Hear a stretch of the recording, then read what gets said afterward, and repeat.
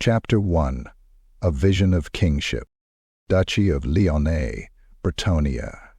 The Keep of Lord Reynard. The flickering glow of candlelight painted long shadows across the stone walls of Château de Lyonnais. A storm rumbled in the distance, its whispers curling through the high towers and battlements. Within the grand hall, where banners of falcons and fleur-de-lis swayed gently in the cold night air, Lord Reynard de Lyonnais lay restless in his great chamber. Sleep did not come easily to him of late. The burdens of rule, the ever-growing demands of his liege, Duke Theobald of Bastion, and the endless squabbles of lesser lords gnawed at his thoughts like carrion birds. He had long served with loyalty and distinction, proving his valor on the battlefield. Yet, in the eyes of the realm, he was nothing more than another sword in service to a distant throne. Tonight, however, fate had other plans. As Reynard's eyes drifted closed, a strange drowsiness took hold of him. Not the slow pull of exhaustion, but something deeper, more profound. His body stilled, and the storm outside fell silent. The very air grew thick with unseen power. Then the dream began. The prophecy. Reynard found himself standing atop a vast battlefield, mist curling at his feet. 1,000 banners surrounded him, their colors indistinct, yet they all bent toward him, like supplicants bowing before a monarch. The wind howled, carrying the scent of blood and victory. Before him, a figure emerged from the mist. A woman, tall and veiled, her presence both commanding and unearthly. The fabric of her veil shimmered like moonlight on water, obscuring her features, yet he could feel the weight of her gaze upon him. "You are chosen, Reynard de Lyonnais," she spoke, her voice layered with echoes as if many voices whispered in unison. "The realm is fractured, weakened by the false lineage of unworthy rulers. The rightful king does not sit upon the throne." Reynard's breath caught in his throat. "Who are you?" "I am but a messenger of fate," the woman answered. "The Lady of the Lake speaks to those who will shape Bretonnia's future. A time of reckoning approaches, and you must seize what is rightfully yours." His heart thundered. "What do you mean?" The mist parted, revealing a vision so vivid it set his soul aflame. He saw himself seated upon the throne of Bretonnia, the royal crown resting upon his brow. Knights knelt before him, their banners waving in reverence. The people cheered his name, hailing him as their savior. "You will be king." The words hung in the air like a divine decree. "But fate does not give freely. You must take what is yours. The old order must fall, and from its ashes a new kingdom shall rise." Reynard's hands trembled. 1,000 thoughts clashed within him, doubt, desire, fear, and ambition. "And Duke Theobald?" he asked, though he already knew the answer. An obstacle, one that must be removed. As the vision blurred and darkness crept in, the woman's voice grew softer, yet her final words seared into his very soul. "Do not fail, Reynard, or all will be lost." The awakening. Reynard awoke with a gasp, sweat dampening his brow despite the chill in the chamber. The storm outside had passed, leaving the night eerily still. His heart pounded, his mind racing. The dream had felt real, more than real, a divine message. He sat up, gripping the sheets, his breath uneven. His gaze drifted toward the window, where the faintest hint of dawn crept across the horizon. A lesser man would dismiss the vision as the product of an overburdened mind, mere fantasy. But Reynard was no lesser man. He swung his legs off the bed and stood, his resolve hardening like tempered steel. The lady had spoken. He was meant for the throne. And if Duke Theobald stood in his way, then so be it. Chapter 2. A Knight's Oath. The roads of Lyonnais, Bretonnia. The winding roads of Duchy Lyonnais stretched before Sir Julien de Calmont like veins through the heart of Bretonnia. His steed, Beaufort, carried him tirelessly across rolling fields and dense, ancient forests. The young knight's cloak, a deep forest green, billowed in the wind as he pressed forward, eyes scanning the horizon for some sign, any sign of the Lady of the Lake's blessing. Julien had been riding for months, ever since he had renounced his lands and titles to undertake the quest for the Grail. He had left behind the comforts of his father's keep, his mother's watchful gaze, and the wealth that came with his noble blood. Now all he had was his sword, his faith, and his unyielding will to prove himself worthy. Yet the lady remained silent. His heart ached with doubt as he rode beneath the towering pines, their dark boughs whispering in the wind. Had he failed already? Had his father's expectations been too great a weight upon his shoulders? He shook the thoughts from his mind.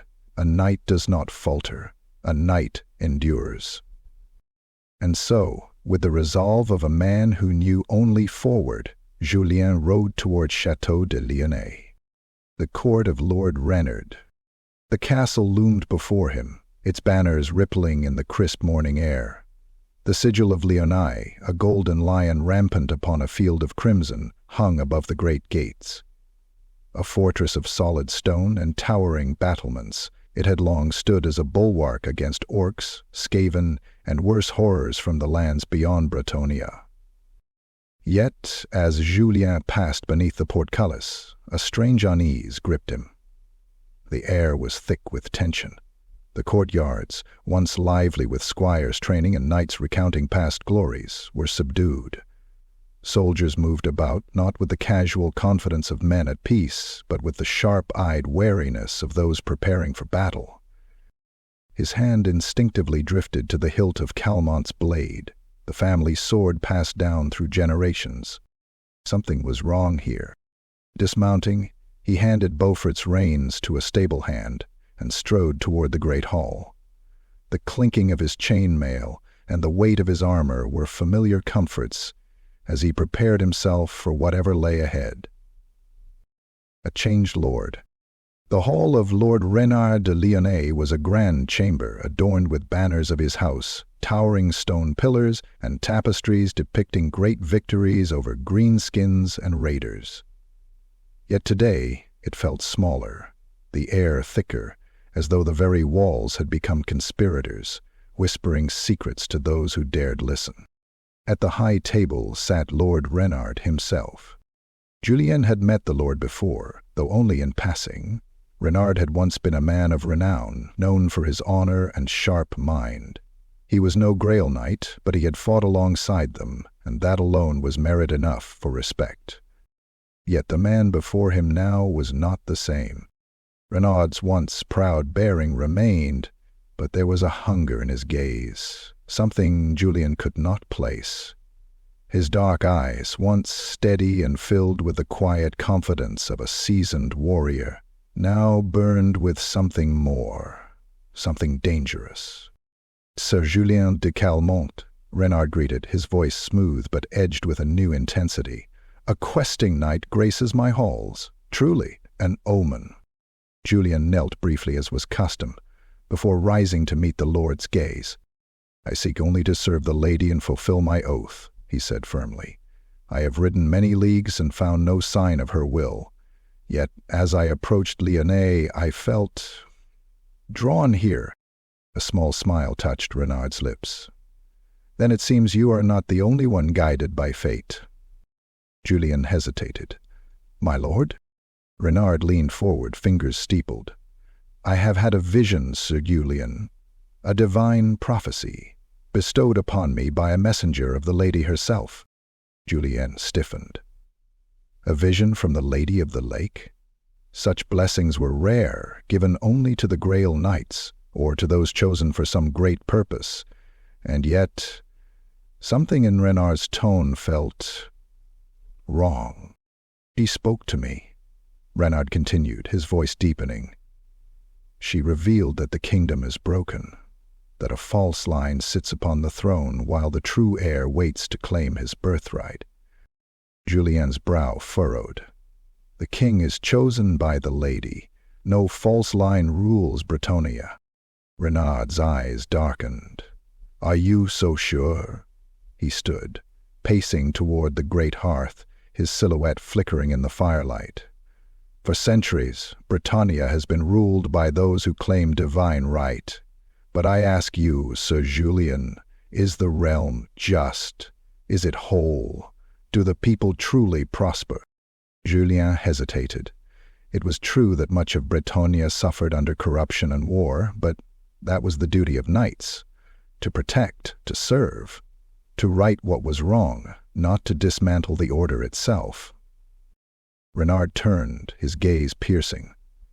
"I have seen the future, Sir Julien. I will be king. It is the will of the lady." Julien's pulse quickened. He had expected to meet a lord. Instead, he found himself standing before a man possessed by a vision of power. The knight's doubt. The feast that followed was grand, but Julien barely touched his food. He listened as Lord Renard spoke, not of duty, not of service, but of fate, destiny, and the weakness of Bretonnia's current rulers. It disturbed him. Renard was respected, his warriors loyal, but this newfound ambition, was it truly the will of the lady, or was it something else? As the evening waned, Julien slipped from the great hall, his mind churning. He had come seeking a sign, and perhaps he had found one, but was it a blessing or a warning? The lady guided his path, and for the first time in his quest, Julien did not know which road to take. Chapter 3. Whispers of Treason. Chateau de Lyonnaise. The Shadow of Ambition. The great hall of Chateau de Lyonnais was quieter now, emptied of its feasting knights and their laughter. Only flickering candlelight remained, casting long, twisting shadows across the stone walls. Lord Renard de Lyonnais sat at the high table, his goblet untouched, his mind far from the idle chatter of his court. The vision had been real. The path had been laid before him. But the lady's blessing alone would not be enough to claim the throne of Bretonnia. Men made kings, not visions, and men could be swayed by loyalty, by gold, or by fear. And so, the testing of loyalties had begun. The first oath. That night, Renard had summoned his most trusted bannermen and knights to his private solar. The room was dim, its only light coming from the hearth. The flickering flames painted the faces of those gathered with an ominous glow. Men who had fought beside him in countless battles. Men whose blades had saved his life. Men whose loyalty he had never before doubted. And yet, tonight was different. Tonight, he asked for more than loyalty. "You are my oldest companions," Renard began, his voice measured, his tone carrying the weight of unspoken words. "Men whom I have bled beside. You have always followed me without question, without hesitation." He let the silence stretch before continuing. "The kingdom is dying." His words were slow, deliberate. "The dukes grow fat and complacent. Our people suffer beneath the weight of their neglect. I have been granted a vision of truth, a future where Bretonnia is restored to greatness." His gaze swept over them, measuring their reactions. Some leaned forward, intrigued. Others remained still, their faces unreadable. Then he asked the question that would shape the future. "If you knew that a false king sat upon the throne, if you knew that I was the rightful ruler of Bretonnia, would you stand with me?" The fire crackled. The weight of the moment pressed down upon them all. Sir Guillaume d'Argon, a grizzled veteran with a scarred face and cold, calculating eyes, was the first to speak. "To speak such words is treason, my lord." Renard's eyes did not waver. "And if the lady herself willed it?" Guillaume hesitated, then gave the smallest nod. "Then I would serve as I always have." Another knight, Baron Clement de Briqueville, scoffed. "The king is anointed by the lady. If you claim his rule is false, you claim the lady was mistaken." Renard leaned forward. What if the lady did not choose him? What if the blessing was meant for another, but was stolen? A murmur rippled through the gathered lords. Doubt was a seed, and Renard had planted it well. Some looked uncertain, some thoughtful, some wary, but no one outright refused. That was enough for now. The shadowed bargain. Later that night, when the keep had fallen into uneasy silence, Renard ascended into the dungeons beneath the castle. Here, the air was thick with dampness and the scent of old stone. Torches flickered weakly in iron sconces, their light struggling to push back the darkness. At the very end of the corridor, where the shadows seemed deepest, a single hooded figure awaited him. The sorcerer. Renard had never sought the company of such men before. Bretonnian lords did not dabble in sorcery, for magic beyond the blessings of the lady was forbidden and foul. And yet, his vision had shaken him to his core. If fate had chosen him to rule, then he needed to understand how fate could be wielded. The sorcerer's voice slithered through the chamber, low and knowing. "You have seen it, have you not? Your destiny, the throne." Renard studied the figure warily. "I have seen the truth, but I will not win the crown by spells or trickery. I am no usurper, I am the rightful king." The sorcerer let out a dry chuckle. "And yet you come to me." A silence stretched between them. The torches flickered unnaturally, their flames bending toward the robed figure, as if drawn to him. "Prophecy is not fate, my lord," the sorcerer murmured. "It is opportunity. An opportunity must be forged." Renard crossed his arms. "Explain." The sorcerer stepped closer, his presence pressing against the edges of the dim light. "The future is not written in stone. It is shaped by actions, by choices, by will." He paused. "Many men have seen greatness in their dreams, but those who seize their destiny do not wait for prophecy to unfold. They make it real." Renard's breath was slow and measured. The sorcerer's words rang true in a way he did not like. "The lady has given you a vision," the sorcerer continued, his voice like silk. "But the world does not yield to visions alone. It yields to power." Renard's fist clenched. He was no fool. He knew the dangers of listening to those who dealt in secrets and shadows. And yet, he had dreamt of a crown, and he would claim it. "What must I do?" he asked at last. The sorcerer smiled beneath his hood. "First, you must remove your obstacles." Renard's jaw tightened. Duke Theobald, Prince Louis, the old order. His hands curled into fists. No prophecy would deliver him the throne. No divine hand would place the crown upon his brow. If he was to be king, it would be by his own hand. And in that moment, Lord Renard de Lyonnais took his first step upon the path of treason. Chapter 4. The Banquet of Ill Omens. Château de Lyonnais. The Great Feast. The great hall of Château de Lyonnais was alive with laughter, music, and the clinking of goblets. Banners of crimson and gold fluttered from the rafters, their embroidered lions watching over the gathered nobles. Roasted boar and spiced venison filled the long banquet tables, and the scent of honeyed wine hung thick in the air. Tonight was meant to be a celebration, a feast to honor Lord Renard's bannermen and guests, a sign of strength and prosperity in Lyonnais. Yet, despite the merriment, there was a tension lurking beneath the surface, an unspoken weight upon the gathering. Sir Julien de Calmont, seated near the lower end of the noble table, felt it keenly. The laughter seemed too forced, the toasts too grand, the words too carefully chosen.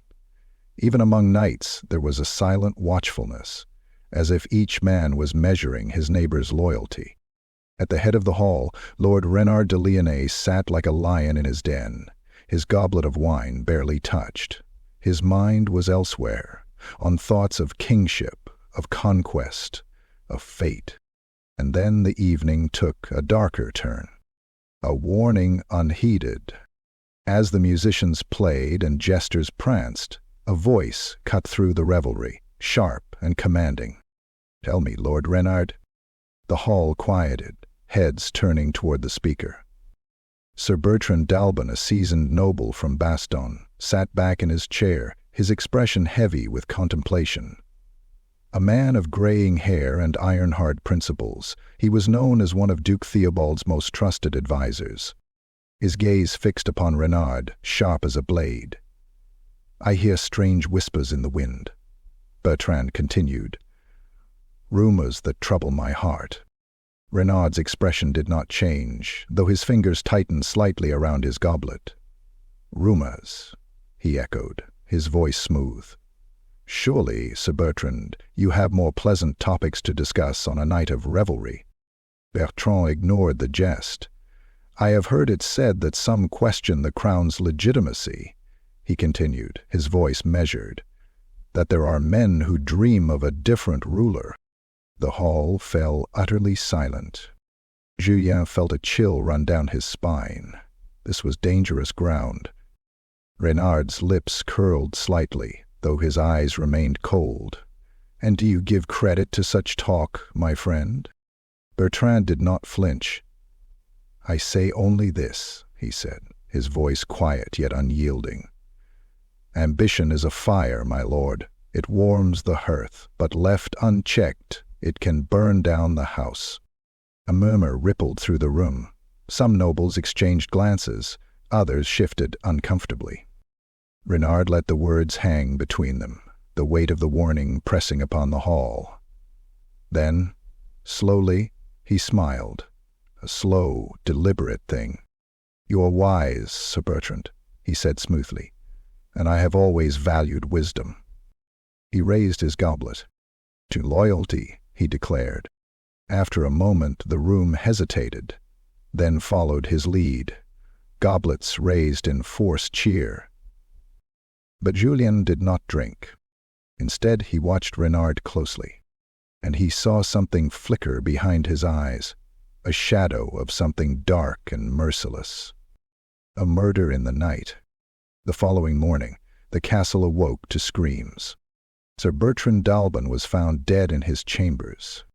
His throat slashed open, his sheets stained crimson. No sign of struggle, no forced entry, only the stillness of a life snuffed out in the night.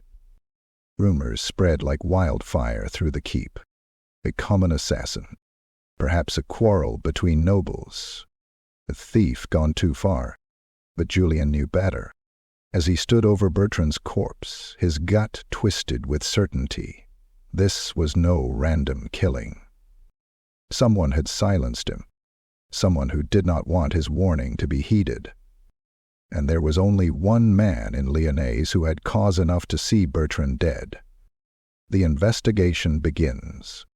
Julien wasted no time. He spoke to the guards, the servants, even the lesser knights, anyone who might have seen or heard something unusual that night. But fear gripped the castle like a vice. No one wished to speak too openly. No one wanted to be the next body found in the morning. Still, whispers surfaced. A hooded figure had been seen passing through the corridors late at night. One of Reynard's personal retainers had ordered the guards to stay clear of Bertrand's chambers before dawn. The castle's steward, a quiet and unassuming man, had been seen speaking in hushed tones to one of Reynard's closest knights before the banquet.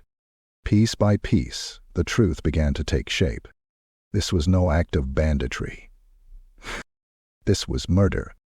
And though Reynard's hands remained clean, his shadow loomed over the crime like a specter. Julien felt anger rise within him. A knight's duty was to uphold justice, to protect the innocent, to fight against treachery and dishonor. And yet here he stood, in a hall where honor was a mask and loyalty was a lie. He had sworn to follow the lady's guidance, to walk the path of virtue. But what if the road ahead was paved with blood? The weight of suspicion. That evening, Julien stood upon the castle battlements, staring into the distance. Storm clouds gathered upon the horizon, a reflection of the darkness growing within the halls of Lyonnais. Sir Bertrand had died for speaking truth. Renard had killed to protect a secret, and Julien was now caught between them. His knight's oath demanded he act.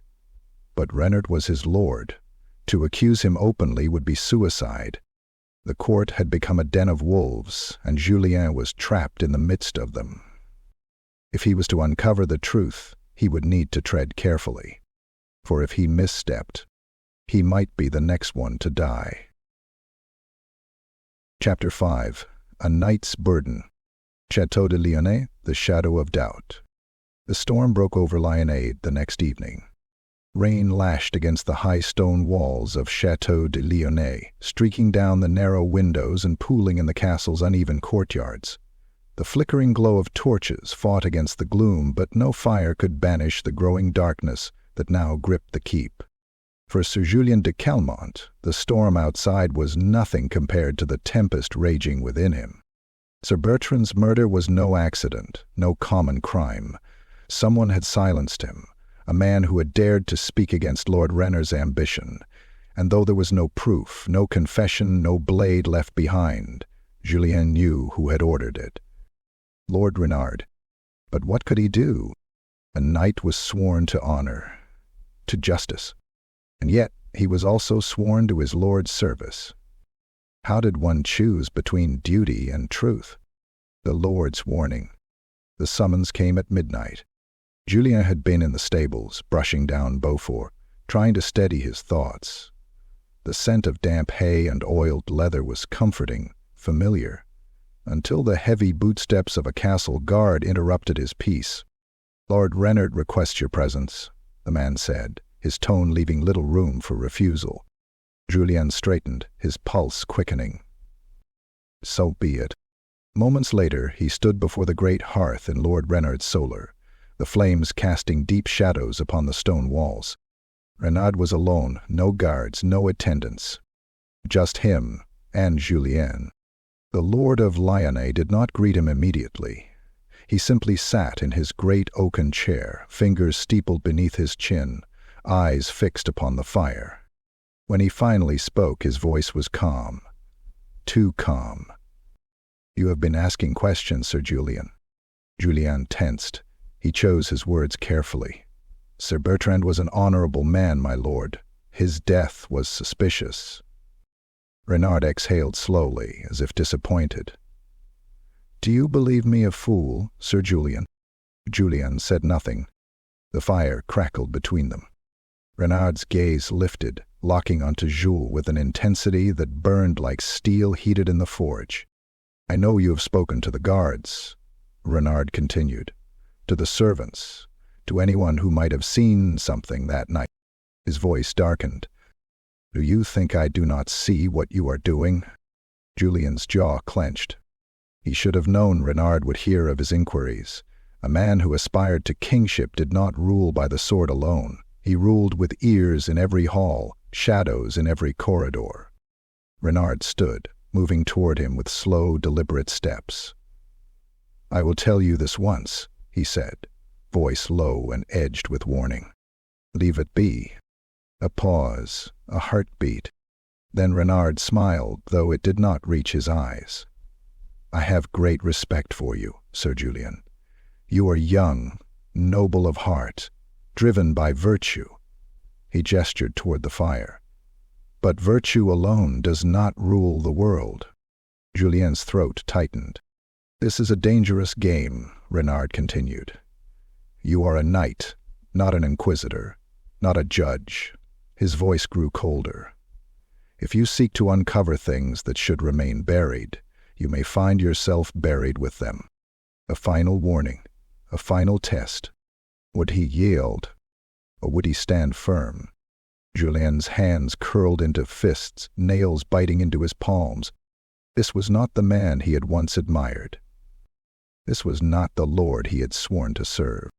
The man before him was something else now, a shadow of the knight he had been, a man who had forsaken honor for ambition.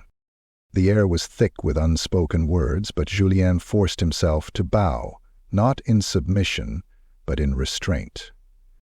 "As you say, my lord," he murmured. He turned on his heel and left the chamber, his heart a battleground of conflicting oaths. The struggle of conscience.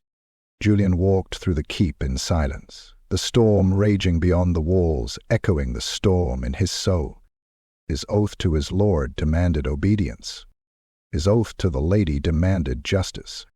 And between them lay a knife-edge path, one that could lead him to ruin or redemption. He could not ignore Bertrand's murder, but he could not openly defy Renard. Not yet. Julien exhaled, running a hand through his damp hair. There had to be another way. He would continue his search. He would uncover the truth. But from now on, he would do so carefully, because one thing was certain. Lord Renard was watching, and if Julien was not careful, the next body in the castle would be his own. Chapter 6. The Assassination Attempt. The road to Briqueville. The rain had passed, leaving the roads slick with mud as the Baron Clement de Briqueville and his retinue rode through the dense forests of Lyonnais. His banners, a golden stag upon a field of blue, snapped in the wind, marking him as one of the last nobles who dared openly resist Lord Renard's growing ambition. Briqueville was no fool. He had spent his life playing the dangerous game of Bretonnian politics, knowing when to draw steel and when to bend the knee. But Renard was different. Something about the Lord of Lyonnais had changed. His once measured authority had been replaced by unchecked ambition, his talk of duty tainted by the hunger for power. And after the murder of Sir Bertrand, Briqueville knew the truth. Renard was not merely ambitious. He was dangerous. The Baron's thoughts were interrupted as his party reached a narrow gorge, the trees crowding close, their tangled branches stretching like skeletal fingers. The shadows here were deep, the air heavy with unease. Something was wrong.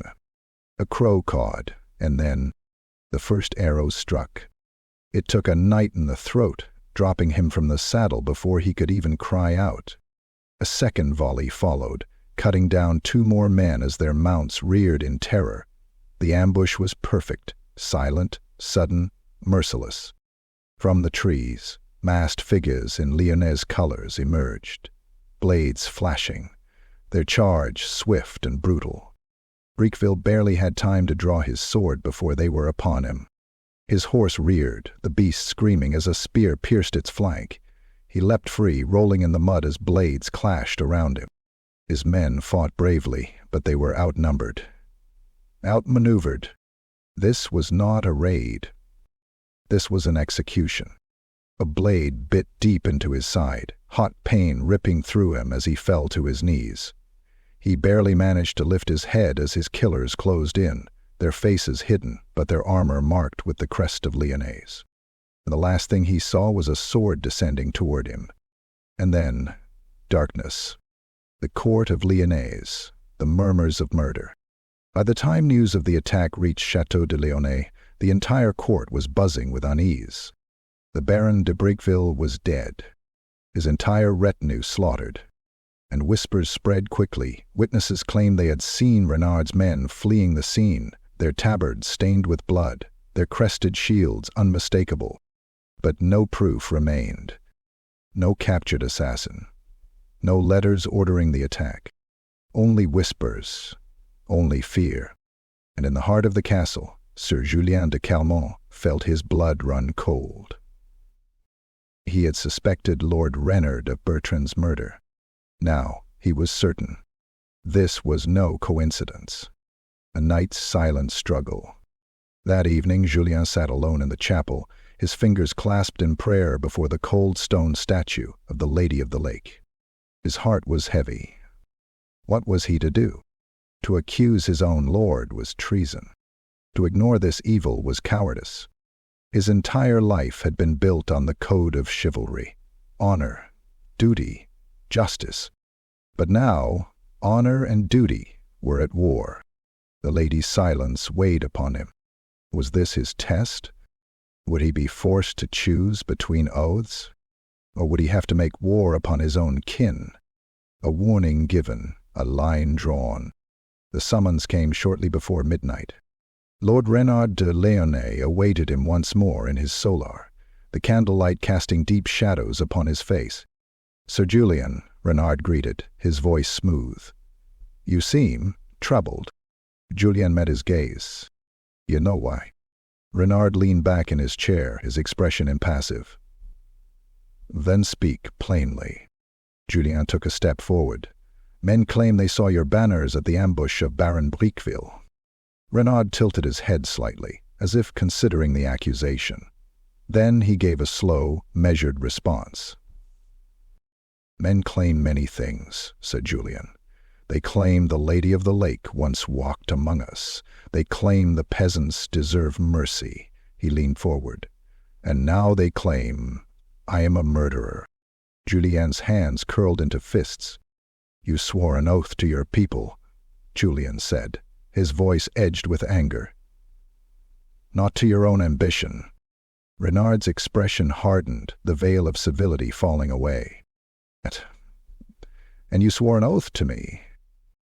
The words hung between them, heavy as a blade poised above Julien's neck. This was not a warning. It was a test. A single misstep, and he would not leave this room alive. Julien took a measured breath. He bowed, not in submission, but in calculation. "As you say, my lord." Renard studied him for a long moment. Then he smiled. "I knew you were a man of sense." But as Julien turned and left the chamber, his path was set. He would not be Renard's pawn. He would not let this treachery stand. And when the time came, he would be ready. Chapter 7.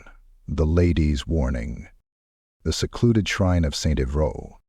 The dense forests of Lyonnais had always held a certain sacred stillness.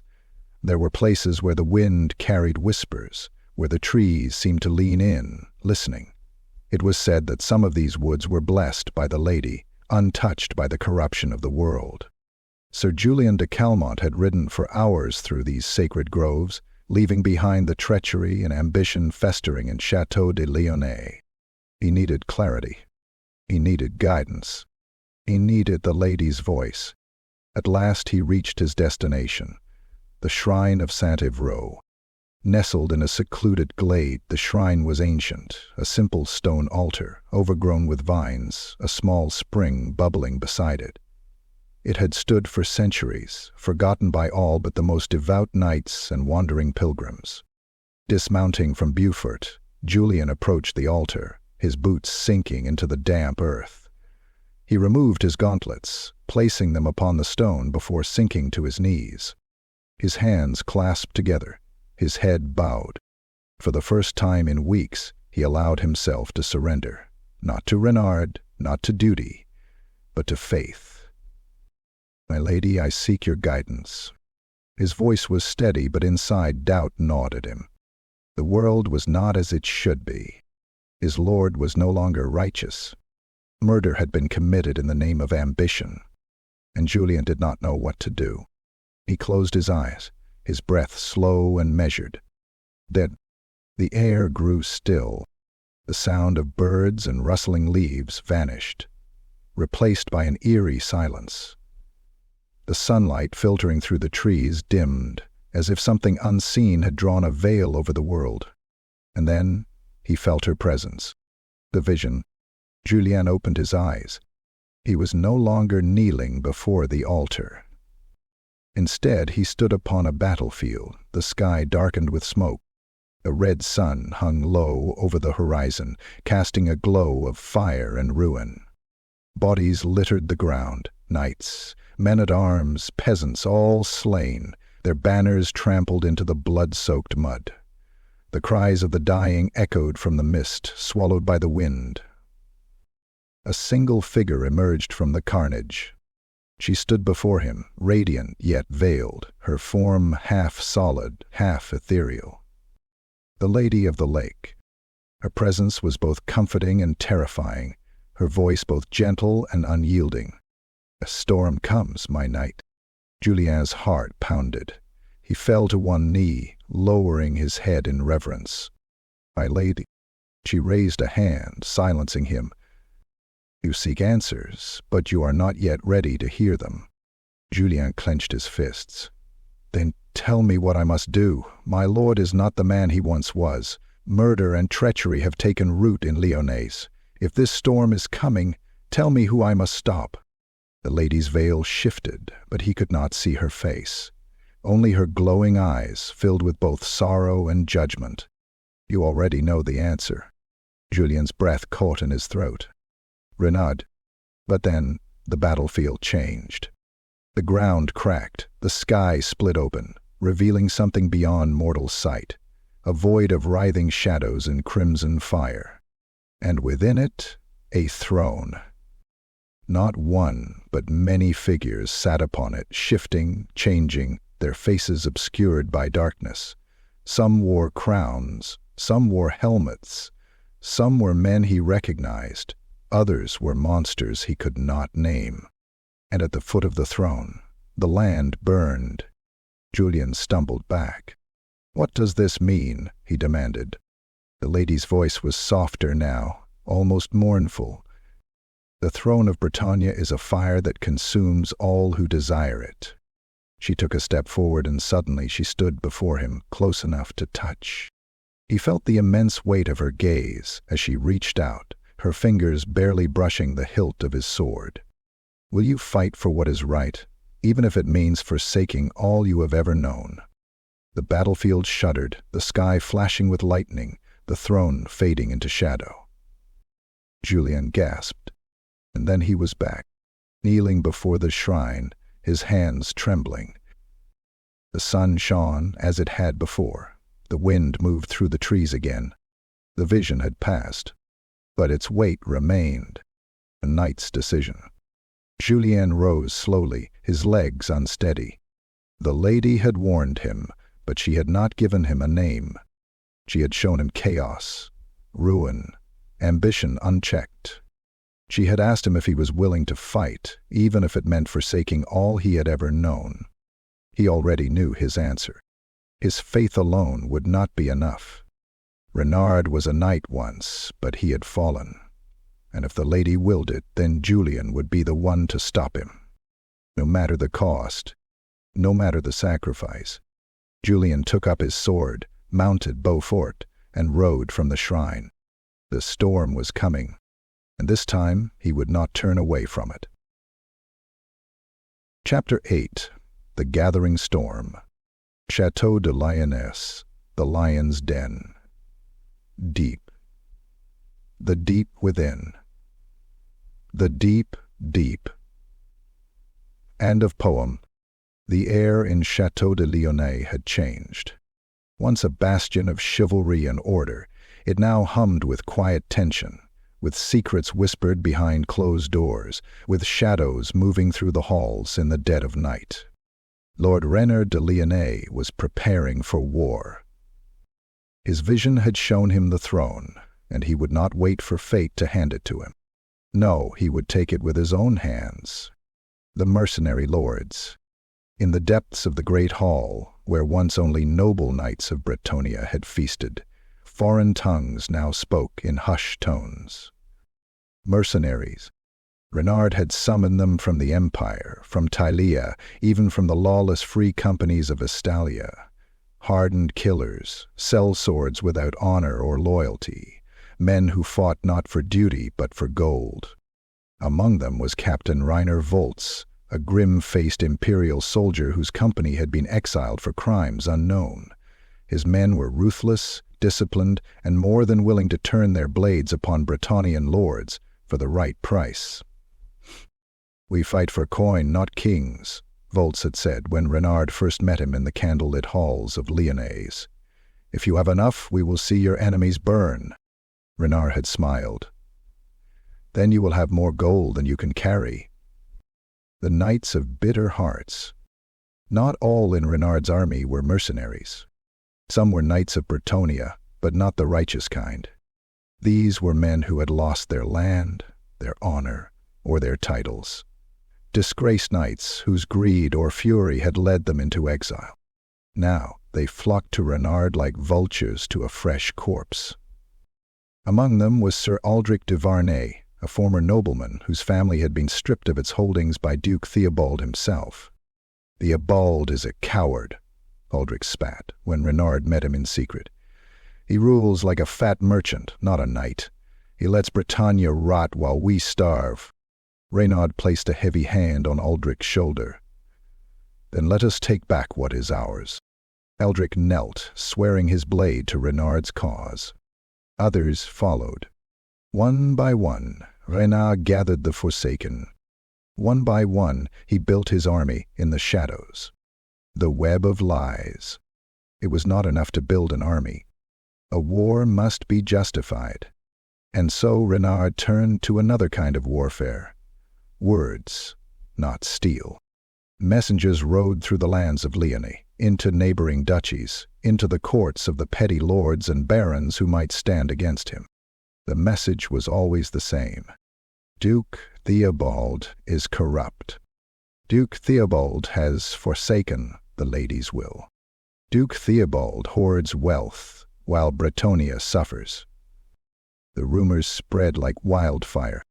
Soon people began to whisper the same doubts. Did Theobald truly deserve his title? Had the lady abandoned him? Had the realm's troubles been caused by a weak ruler? And if Theobald was unfit, then who would take his place? The answer was already in their minds. Renard, the just lord, the true leader. He would save them all.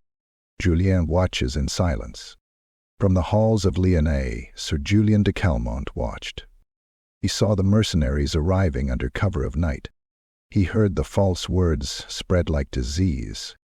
He recognized knights who had once been banished, now welcomed as allies. This was treason, no matter what name Renard gave it. The storm was not coming. It was already here. And Julien knew when it broke, Bretonnia would drown in blood. He could not remain silent forever. But when he spoke, he had to be ready. Because once he defied Renard openly, there would be no turning back. Chapter 9. The Duel of Honor. The courtyard of Château de Lyonnais. The sun hung low in the sky, casting long shadows across the stone courtyard of Château de Lyonnais. The air was thick with tension, and the whispers of intrigue were almost tangible, clinging to the walls like a creeping mist. Knights and retainers moved about their duties with a wary silence, their eyes flicking toward the center of the courtyard where Sir Julien de Calmont stood, his expression grim. Julien's heart burned with righteous anger. Moments earlier he had overheard Sir Aldric du Varney, a disgraced knight now loyal to Lord Renard, speaking in hushed tones of rebellion. The words had been clear, a plan to spread unrest, to rally more knights to Renard's cause against Duke Theobald. Treason was no longer whispered in shadows. It was being plotted in broad daylight. Julien could not let it stand. "Sir Aldric!" Julien's voice rang out, cutting through the clatter of armor and the murmur of onlookers. The knight in question turned, his scarred face twisted into a sneer. He was a brute of a man, broad-shouldered and heavy-set, his armor battered but well-maintained. His hand rested casually on the hilt of his longsword. "What business do you have with me, questing knight?" Aldric mocked, his tone dripping with disdain. Julien stepped forward, his chainmail glinting in the waning sunlight. "I have heard your words, Sir Aldric, words of rebellion against the rightful Duke of Bastion. I cannot allow such treason to go unanswered." A ripple of murmurs passed through the gathered crowd. The courtyard fell into an uneasy silence, all eyes on the two knights. Aldric's smile faded, replaced by a cold glint in his eyes. "You dare accuse me of treason, boy? In the halls of my lord, no less?" "I dare," Julien replied, his voice steady. "And I challenge you to a duel of honor. Let the lady judge who is in the right." The onlookers stirred.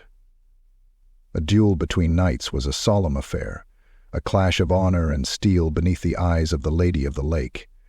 To refuse would be to admit guilt. To accept was to risk death. Aldrich's eyes narrowed. "Very well, Sir Julien.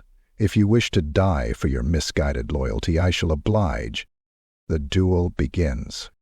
The crowd gathered quickly, forming a wide circle around the two knights. Squires hurried forward with shields and weapons.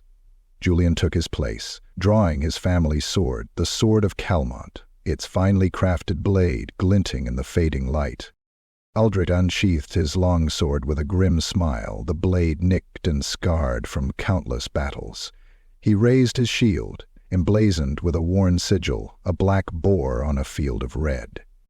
The tension was palpable. The gathered knights and retainers held their breath, knowing that this duel was more than a test of skill, it was a clash of ideals. "May the lady watch over us," a squire murmured. Julien's heart steadied. His mind cleared. He knew he was fighting for more than just his honor. He was fighting for truth, for the justice that Renard's court had forgotten. "En garde, Vaillant!" a herald called, and the duel began. Steel against steel. Aldrich moved first, lunging forward with surprising speed for a man of his size. His blade arced toward Julien's shoulder, but Julien sidestepped, bringing his own sword up in a precise parry. The clash of steel rang out, echoing across the courtyard. Julien countered with a swift thrust, aiming for a gap in Aldrich's armor, but the older knight twisted away, his shield absorbing the blow. He retaliated with a powerful overhead strike that sent sparks flying as Julien deflected it. The duel became a blur of motion, blade against blade, shield against shield. Aldrich fought with brute strength, each swing heavy and forceful. Julien, by contrast, was agile, his strikes precise and controlled, honed through years of rigorous training. The onlookers watched in tense silence, their eyes flicking between the two combatants. Whispers rippled through the crowd as the duel wore on, neither knight gaining a clear advantage. But beneath the skill and precision, Julien sensed something darker, a fury in Aldrich's attacks, a wildness that bordered on desperation. This was not a man defending his honor. This was a man with something to hide. A brutal clash. Aldrich feinted left, then swung low, his blade slicing dangerously close to Julien's leg. Julien narrowly avoided the strike, countering with a swift cut to Aldrich's side. His blade found purchase, scoring a shallow line across the older knight's armor. Aldrich snarled, his eyes flashing with anger. He charged, slamming his shield into Julien and forcing him back. The impact knocked the wind from Julien's lungs, but he held his ground, raising his sword just in time to block a vicious strike aimed at his head. The duel intensified, the clanging of steel growing louder, more frantic. Blood trickled from a cut on Aldrich's cheek, mingling with the sweat dripping down his face. Julien's own breath came in ragged gasps, but his resolve did not waver. "Yield, Aldrich," Julien shouted between clashes. "The lady will not forgive treachery." Aldrich's response was a savage roar, his blade descending in a brutal arc. And then a voice cut through the chaos. "Enough!" Lord Reynard intervenes. The duel halted abruptly as Lord Reynard strode into the courtyard, his presence commanding, his expression cold and unreadable. The crowd parted for him, the tension in the air thick enough to cut. Renard's gaze flicked between the two knights, lingering on the blood staining Aldrich's armor and the fierce determination in Julien's eyes. "Sir Julien," Renard said, his voice calm but edged with warning, "what is the meaning of this?" Julien lowered his sword, but did not sheath it. "My lord, I challenged Sir Aldrich for speaking treason against Duke Theobald. I sought to defend the honor of Bretonnia." Renard's eyes narrowed. "And you, Sir Aldrich?" Aldrich glared at Julien, his jaw tight. "I did no such thing, my lord. This whelp accuses me unjustly." Renard's gaze turned cold, his voice lowering. "Julien, I admire your zeal, but you must learn your place. These accusations are dangerous. There are greater matters at play than your narrow sense of justice." Julien felt a chill run down his spine.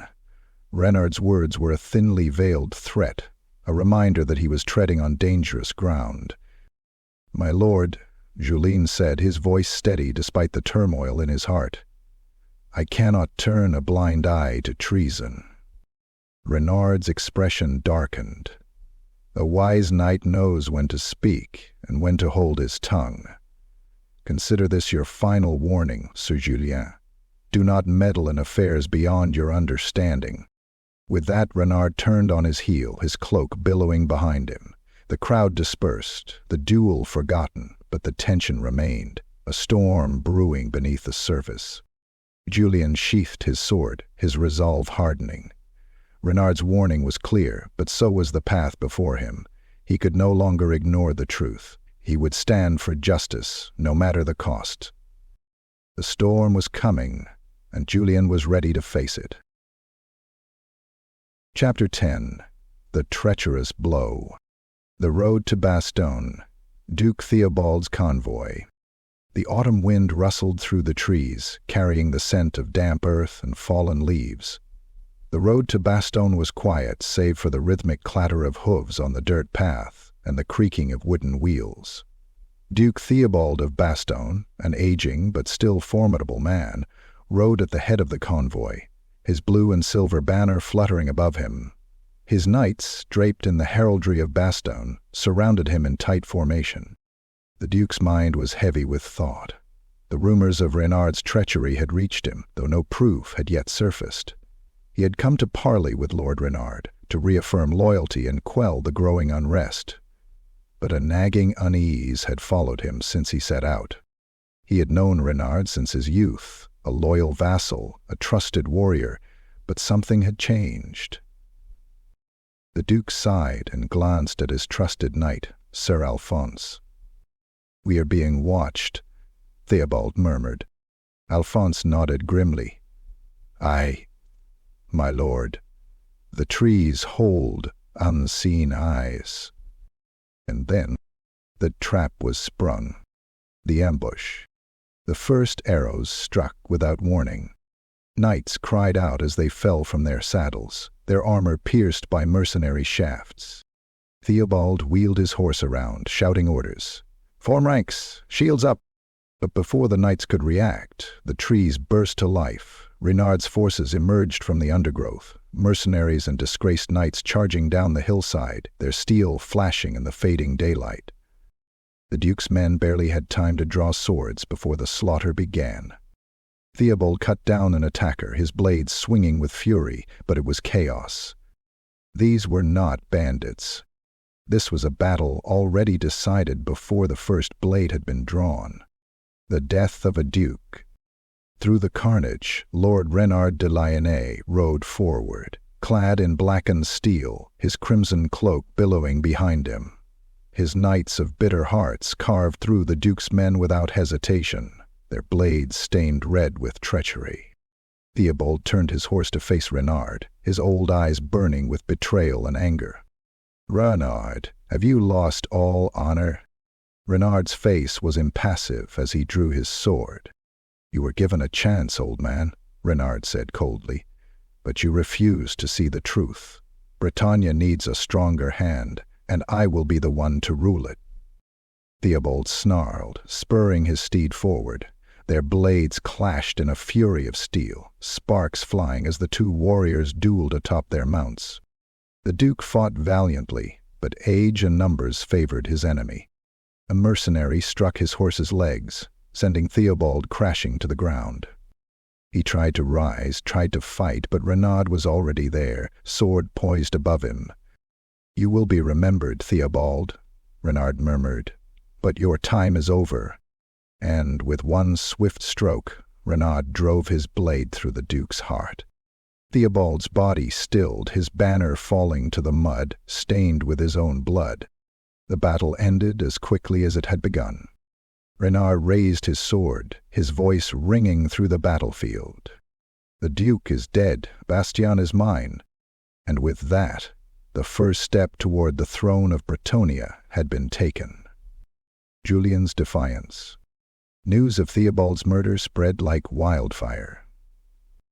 The court of Lyonnais erupted into whispers and unease, nobles and knights alike struggling to comprehend what had just happened. Lord Reynard returned to his keep, his face calm, his voice steady as he addressed the gathered lords and knights. "Duke Theobald sought to destroy me," he declared. "He sought to weaken our people. His death was justice, nothing more."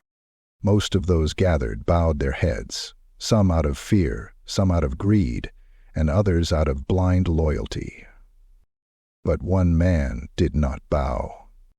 Sir Julien de Calmont stood rigid, his hazel eyes burning with righteous fury. "This was no justice," Julien said, his voice sharp as steel. "This was murder, this was treason." The hall fell silent. Renaud turned to face him. "Choose your words carefully, Sir Julien." Julien's grip tightened on the hilt of his father's sword. "I have chosen," he said. "I will not serve a murderer." The tension in the room became unbearable. The assembled knights and barons shifted, watching Reynard's reaction. For a moment it seemed Reynard might strike him down then and there. But instead he smiled, though his eyes remained cold and merciless. "Then you are no longer welcome here, Julien," Reynard said. "You are exiled from Lyonnais. From this moment forward you have no home, no title, no place among us." Julien stood tall. "Better exile than treachery," he said. With that he turned on his heel and strode from the hall, his head held high. As he passed through the gates of Lyonnais for the last time, he knew he could not fight Reynard alone. He would need allies, and he would find them, because one truth had become clear. Reynard had taken the first step toward the throne, but Julien would be the one to stop him. Chapter 11. A Night Without a Lord. The outskirts of Lyonnais, a fugitive's road. The roads were no longer safe. Sir Julien de Calmont had once ridden through the Duchy of Lyonnais as a knight in service to honor. Now he rode as a hunted man, an exile with no home and no banner. The forests and fields that had once belonged to his people now seemed alien and treacherous. Every distant hoofbeat could be a patrol, every shadow between the trees could be a blade waiting in the dark. Reynard's men hunted him, and though they had not yet found him, he felt their presence everywhere. For 3 days he rode south, avoiding roads and bridges, relying on the hidden paths of peasants and charcoal burners, stopping only to let Beaufort rest when absolutely necessary. His sword had become his only guarantee of survival.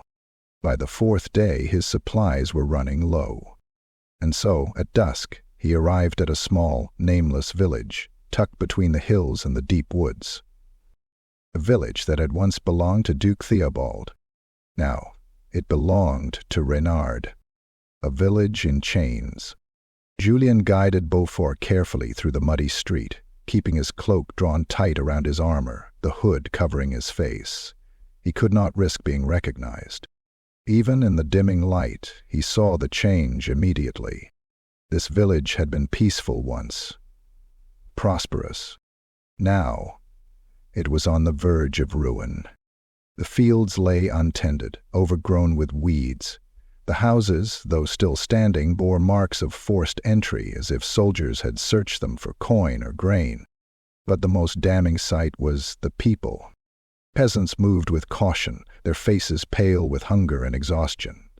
Men who should have been tending their farms limped through the streets, bearing fresh bruises and bandages.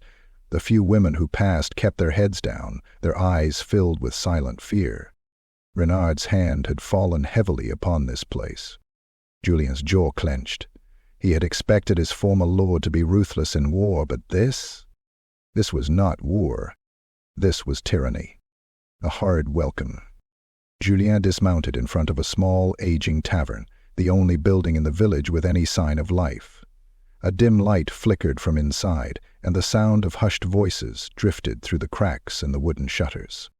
He pushed open the door, stepping inside. The few patrons within froze at the sight of him.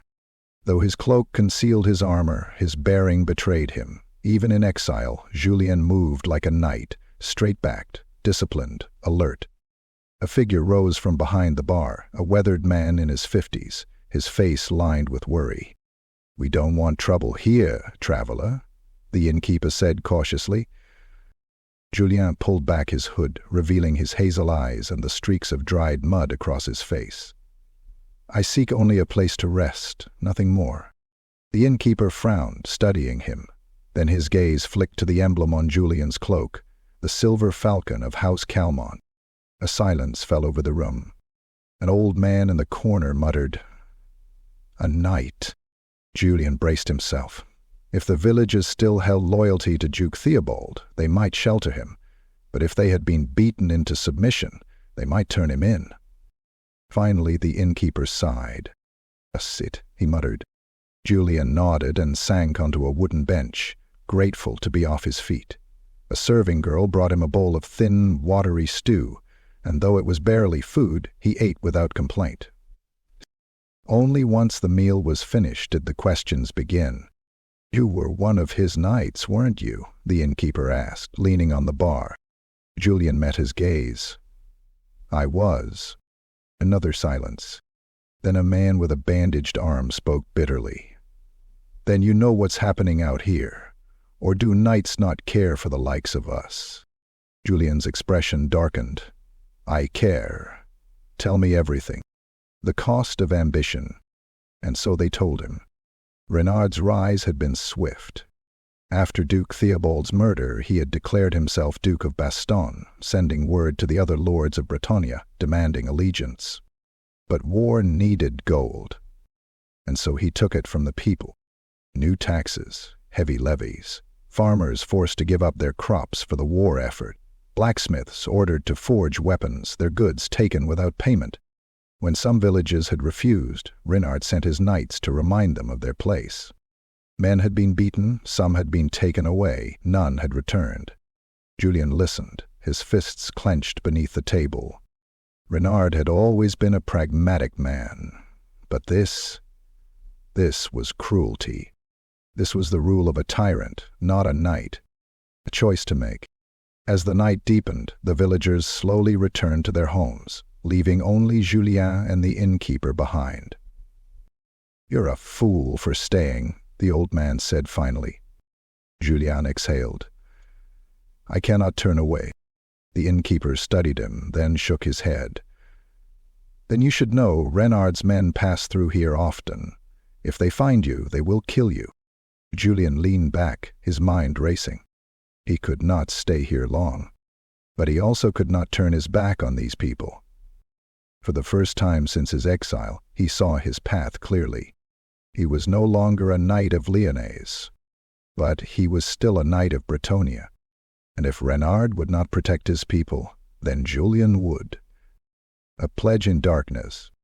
Before retiring for the night, Julien stepped outside the tavern, gazing at the cold, starless sky.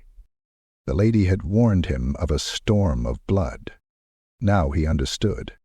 Renard's war would tear Bretonnia apart, and the innocent would suffer first. Julien drew his sword, holding it before him. "I swear upon my blade and my honor," he whispered. "I will see this injustice undone." He sheathed his sword and turned back toward the village. The road ahead was uncertain. He had no allies, no home, no banner. But he had a purpose, and for a knight that was enough.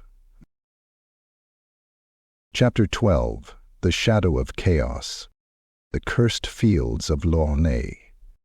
The first sign of unnatural death was the silence. Julien guided Beaufort carefully through the overgrown road, his hand resting lightly on the hilt of his sword. The air was thick with the scent of decay, and no birds sang in the trees, no insects buzzed. It was as if the land itself had stopped breathing. For the past few days, rumors had spread among the villages, stories of missing travelers, abandoned farms, and something unnatural stirring in the fields of Lornay, a place where the dead did not stay dead. Julien had seen enough dark omens to know better than to ignore such talk. War had a way of drawing shadows, and Renard's growing ambition had already left too many corpses in its wake. Now, something else had come to claim them. As the ruined hamlet of Launay came into view, Julien felt his stomach tighten. Bodies lay strewn across the fields, some half buried in the mud, others twisted in unnatural angles, their faces locked in silent screams. The stagnant air reeked of rot, and crows perched upon broken fences, watching his approach with unnerving stillness. This was no ordinary battlefield. Something terrible had happened here, and it had not yet ended. The unquiet dead. Julien dismounted carefully, his boots sinking into the sodden earth. As he moved through the village, he could feel something watching him, an unseen presence, cold and unnatural. His instincts screamed that he should turn back, but his duty pushed him forward. Then he saw it. The body, clad in the torn remains of a Bretonnian knight's surcoat, stirred. Julien froze. For a moment he thought it was his mind playing tricks on him, a corpse shifting from the wind, a trick of the dying light. Then, with a sickening crack, the thing moved again. Its fingers curled, its head jerked upright, and empty, glowing blue eyes locked onto him. The dead knight rose. Julien barely had time to react before another body stirred, and then another. All around him, the fallen soldiers of Launay began to rise from the mud, their bodies twisted by dark magic. Undead. Julien drew his sword, heart pounding. "By the lady," he breathed. The dead should not walk, not unless something had called them back. And whatever that thing was, it was still here. The necromancer's arrival. The air grew thicker, the very ground seeming to tremble. Then a voice, smooth as silk and poisoned with malice, echoed through the ruins. "You should not have come here, knight." Julien spun toward the sound, his blade raised.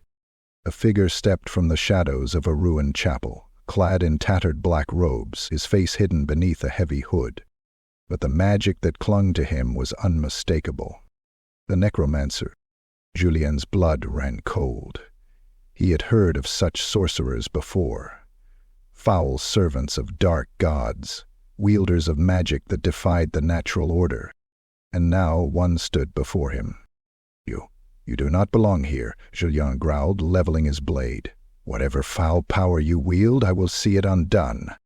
The necromancer let out a soft chuckle, raising a pale hand. "Undone," he mused.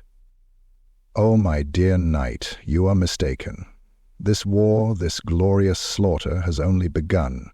Your precious Lord Renard has provided more bodies than I could ever ask for." Julien's stomach tightened. Renard's conquests had drawn war to Bretonnia. But war had drawn something worse. Chaos. The battle against the dead. Without warning, the undead knights lunged forward, their rusted blades swinging with unnatural speed. Julien reacted instinctively, his sword flashing in the dying light. He parried the first strike, driving his blade through the ribcage of the closest revenant. The thing shuddered but did not fall. Instead it hissed, its hollow eyes burning with sorcerous energy.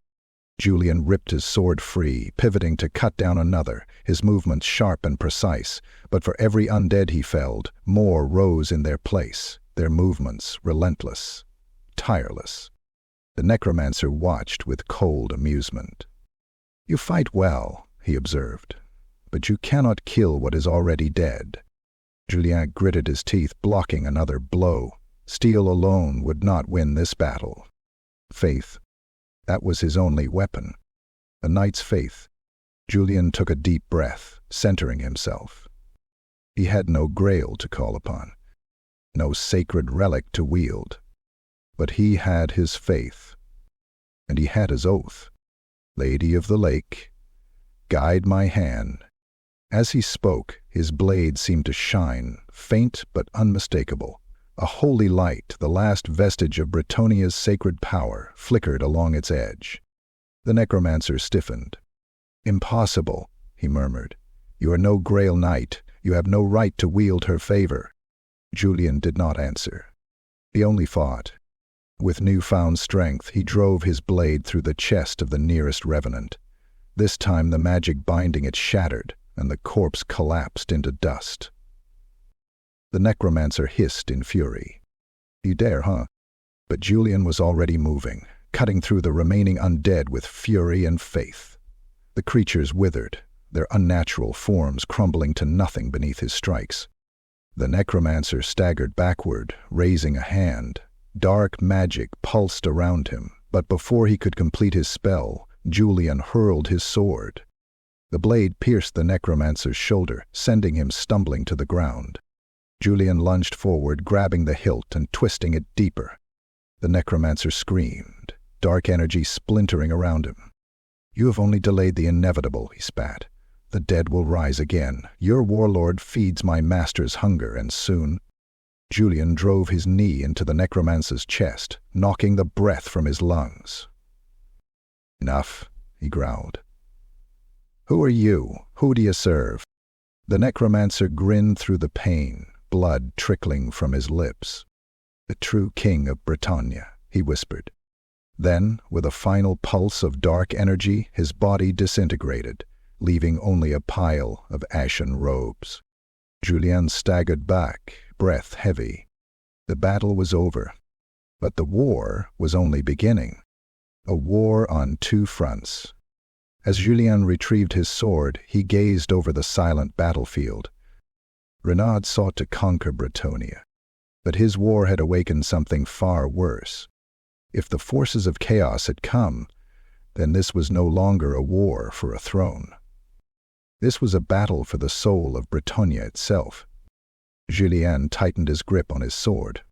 He had fled from Renaud. Now he needed allies. Because if the necromancer's words were true, then Renaud was not the only pretender to the throne. Chapter 13. The Lost Bastion. The Ruins of Sainte-Mère-Éclair. The wind howled through the mountains of Lyonnais, a sharp and unrelenting force that carried the chill of winter's approach. High above the mist-laden valleys, where the world seemed to forget the passage of time, Julien de Calmont rode alone. For days he had traveled without rest, guided by a single purpose: the Grail Chapel of Sainte-Mère-Éclair. Once it had been a place of divine power, where knights knelt in solemn prayer, seeking the lady's blessing. Now it was little more than a forgotten ruin, crumbling beneath the weight of the years. But if the lady still listened, if her light had not yet abandoned Bretonnia, then this place might hold the answers he sought. Faith had saved him from the undead in Lornay, but faith alone would not be enough to stop Lord Renaud's ambition. Julien reined in Beaufort, his destrier snorting as they approached the ruined chapel. The once great doors lay in splintered heaps, moss and vines choking the grand archway. Carved reliefs of Grail knights, their features worn with age, stared down at him like silent watchers of a forgotten past. Julien dismounted, his boots crunching over fallen leaves and broken stone. He did not expect to find the lady herself here, but perhaps he would find guidance, or at least something to light his path forward. The hermit of the chapel. The air inside the ruined chapel was thick with dust, the scent of old parchment and damp stone filling Julien's lungs. Rays of sunlight pierced through the collapsed ceiling, casting golden beams upon the worn-out altar. He took a step forward, and then halted. Someone else was here. From the far corner of the ruin, among the shattered remnants of old pews and fallen banners, a figure stirred. Julien's hand went instinctively to his sword. Then the figure spoke. "No need for steel, boy." The voice was rough and weary, like a blade dulled from years of battle. A man emerged from the shadows, a hermit draped in tattered robes, his once proud armor rusted and broken, his hair a wild mess of silver strands. His beard, long and unkempt, barely concealed the deep scars etched into his face. But it was his eyes that struck Julien most. He held the weight of a man who had seen too much, a man who had once ridden for honor, only to find himself abandoned by it. "You're no pilgrim," the old knight said, his tone measured. "And you don't look like a looter." Julien straightened. "I seek guidance." The old knight snorted. "Then you came to the wrong place." But Julien did not move. He knew the truth when he saw it. "You were one of them, weren't you?" he said. "A knight of the Grail." For a moment the hermit was silent. Then, with slow deliberation, he walked toward what remained of the altar. His hand traced the worn stone, his fingers brushing over the old sigils of the Lady of the Lake. "Once," the old knight admitted, "but I never drank from the Grail." Julien hesitated. "To fail the Grail quest is no dishonor," he said carefully. The hermit let out a dry, bitter laugh. "That's what they tell you. But it's not the truth." Julien frowned. "Then what is the truth?" The old knight turned to face him fully, his gaze sharp and unwavering. "The Grail does not deny men because they are weak. It denies them because they are unworthy." A warning against ambition. The words struck deep, but Julien did not falter. "Then tell me," he said, stepping forward, "why were you denied?" The hermit sighed, lowering himself onto a fallen column. "Because I was like your Lord Reynard," he said. "I was too consumed with my own glory, too blinded by my own ambition to hear the lady's will." Julien's breath hitched. "Reynard is not like you." The hermit's lips curled into a knowing smirk. "Isn't he?" Julien clenched his fists. "He is a murderer, a traitor. He kills for power." The old knight tilted his head. "And tell me, Sir Julien, what do you fight for?" The question lingered in the air. Julien opened his mouth, then stopped. He knew his oaths. He knew his duty. But what drove him forward? Was it justice? Or was it something else? The old knight's gaze softened. "You are young," he said, "and you still believe that honor and justice are enough to win wars?" He gestured toward the ruined chapel. "This place was built by knights who believed the same. Now it is nothing but broken stone and forgotten prayers." Julien's stomach tightened. The lady had spoken to him. She had given him a vision of the coming storm. But was he truly different from Reynard?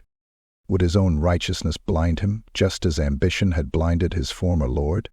The hermit rose, dusting off his tattered robes.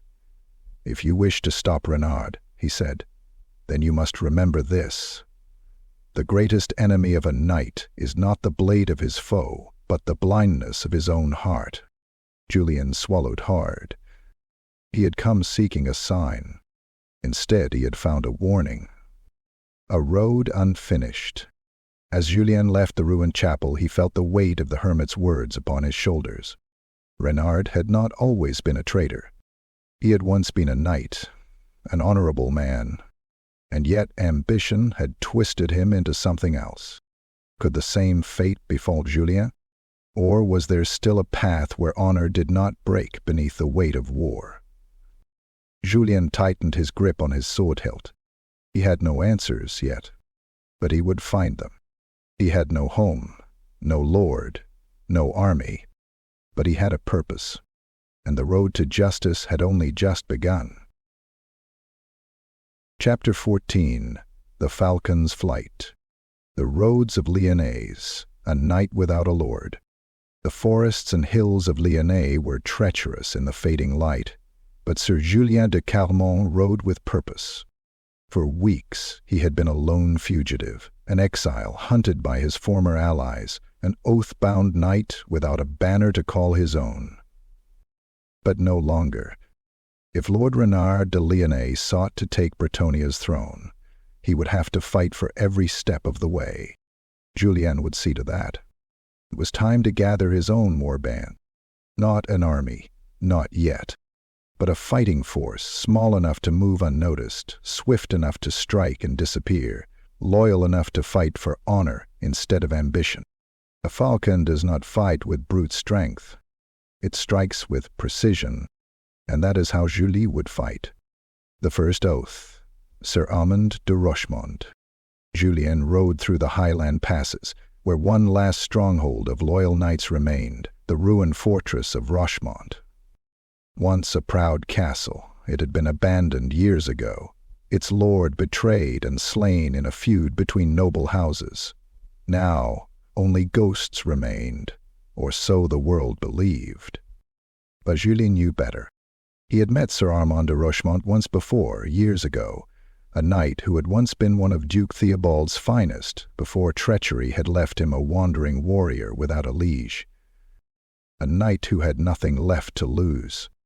Julien found Armand in the courtyard of his ruined keep, sharpening his blade by the dying light of the sun. "You should have stayed dead, Julien," Armand muttered without looking up. Julien dismounted.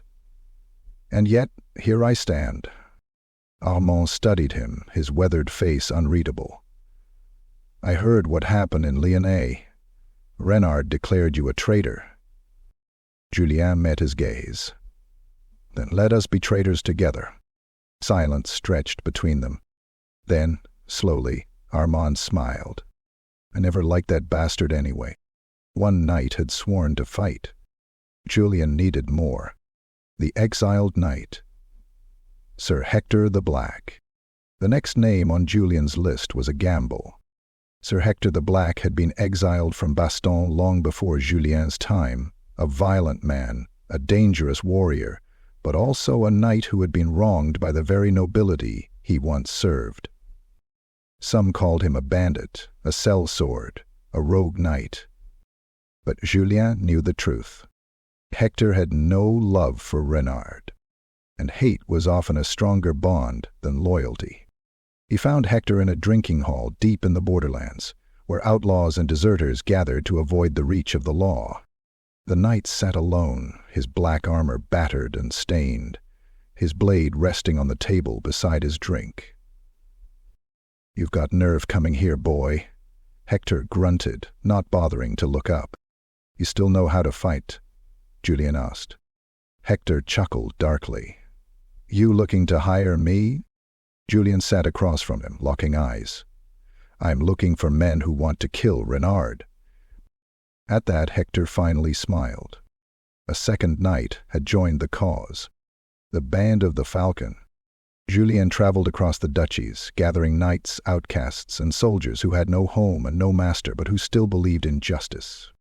A young squire seeking vengeance for his fallen lord. A seasoned archer who had abandoned the Bretonnian army after seeing its corruption. A healer who had been cast out for daring to treat commoners alongside nobles. They were not an army, but they were enough. And in the darkness of a hidden camp, deep in the forests, Julien stood before them all, his voice clear, his purpose unwavering.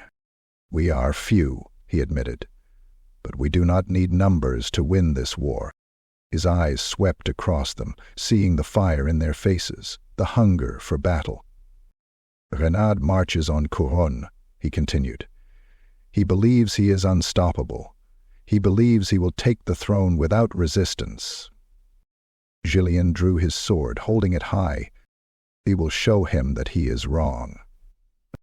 The first strikes, and so the falcons began their hunt. Julien's band struck Renard's supply lines, burning convoys carrying food and arms for his war. They raided outposts, slaying corrupt knights who had pledged their loyalty to Renard's banner. They freed villages under Renard's grip, ensuring that his war bled him dry before he could even reach Kuron. The once invisible shadow that followed Renard's campaign had taken shape, and it wore the silver falcon of House Calmont, a message for Renard. After the fifth raid, Julien's men captured one of Renard's officers, a knight who had been sent to oversee the collection of new taxes. The man was terrified. "Renard will crush you, Calmont," the knight spat. "You are nothing but a fugitive." Julien knelt before him, voice calm but unrelenting. "Tell your lord this," he said. "We are watching. We are waiting. And when he rides for Kuron, we will be there." The knight was sent back to Reynard, alive but broken. And when Reynard heard of the falcons, his fury shook the halls of Lyonnaise. But Julien did not care. He had chosen his war, and he would see it through to the end. Chapter 15. The False King's Crown. Château de Lyonnaise. The throne of a pretender. The great hall of Château de Lyonnais had changed. Where once it had been a hall of knights, filled with the songs of bards and the council of noble lords, it was now a war court, filled with mercenaries and traitors, men who had forsaken honor in pursuit of power. At its heart sat Lord Reynard de Lyonnaise. But he was no longer a mere lord. No, today he would be a king. The hall was lined with banners, not of Bretonnia, but of Reynard's own heraldry, a golden lion rampant upon crimson, a mockery of the royal fleur-de-lys. The bressé d'Affon, fleur-de-lys, paraissent inexpliqués, fatiliers par ne. Before him stood his loyal knights, the men who had killed Duke Theobald in the ambush, the men who had burned villages in his name, the men who would march for Kuron and place the crown upon his head. Reynard rose from his seat, his voice clear and commanding. "Bretonnia is weak," he declared. "Its dukes grow fat and complacent. Its king is a puppet, held aloft by empty tradition." His gaze swept over the assembled knights, men who had sworn their blades to him. "The throne belongs to the strongest," he continued. "And I am that strength." A murmur rippled through the hall, a mixture of approval, unease, and ambition. Then Reynard lifted something high above his head. A golden crown, taken from the treasury of Bastion, adorned with rubies and pearls, stolen from a lineage not his own. With deliberate care he placed it upon his brow. "I am Reynard I, King of Bretonnia," he proclaimed. "Let all who stand against me be swept aside." The room erupted into cheers. But outside these walls, across the duchies of Bretonnia, many would not cheer. And Reynard knew it. The envoys of the false king. Reynard wasted no time. His envoys rode in every direction, banners held high, carrying a single message to the remaining dukes and lords of Bretonnia. Swear fealty to King Reynard I, or face the sword. Some hesitated, fearing the power Reynard had gathered. Some bowed without question, eager for the rewards of siding with the victor. But others would not kneel. The defiant dukes. In the halls of Duke Guillaume of Paravon, Reynard's envoy was met with cold silence. The duke, an old but unyielding man, stared at the messenger with barely concealed disgust.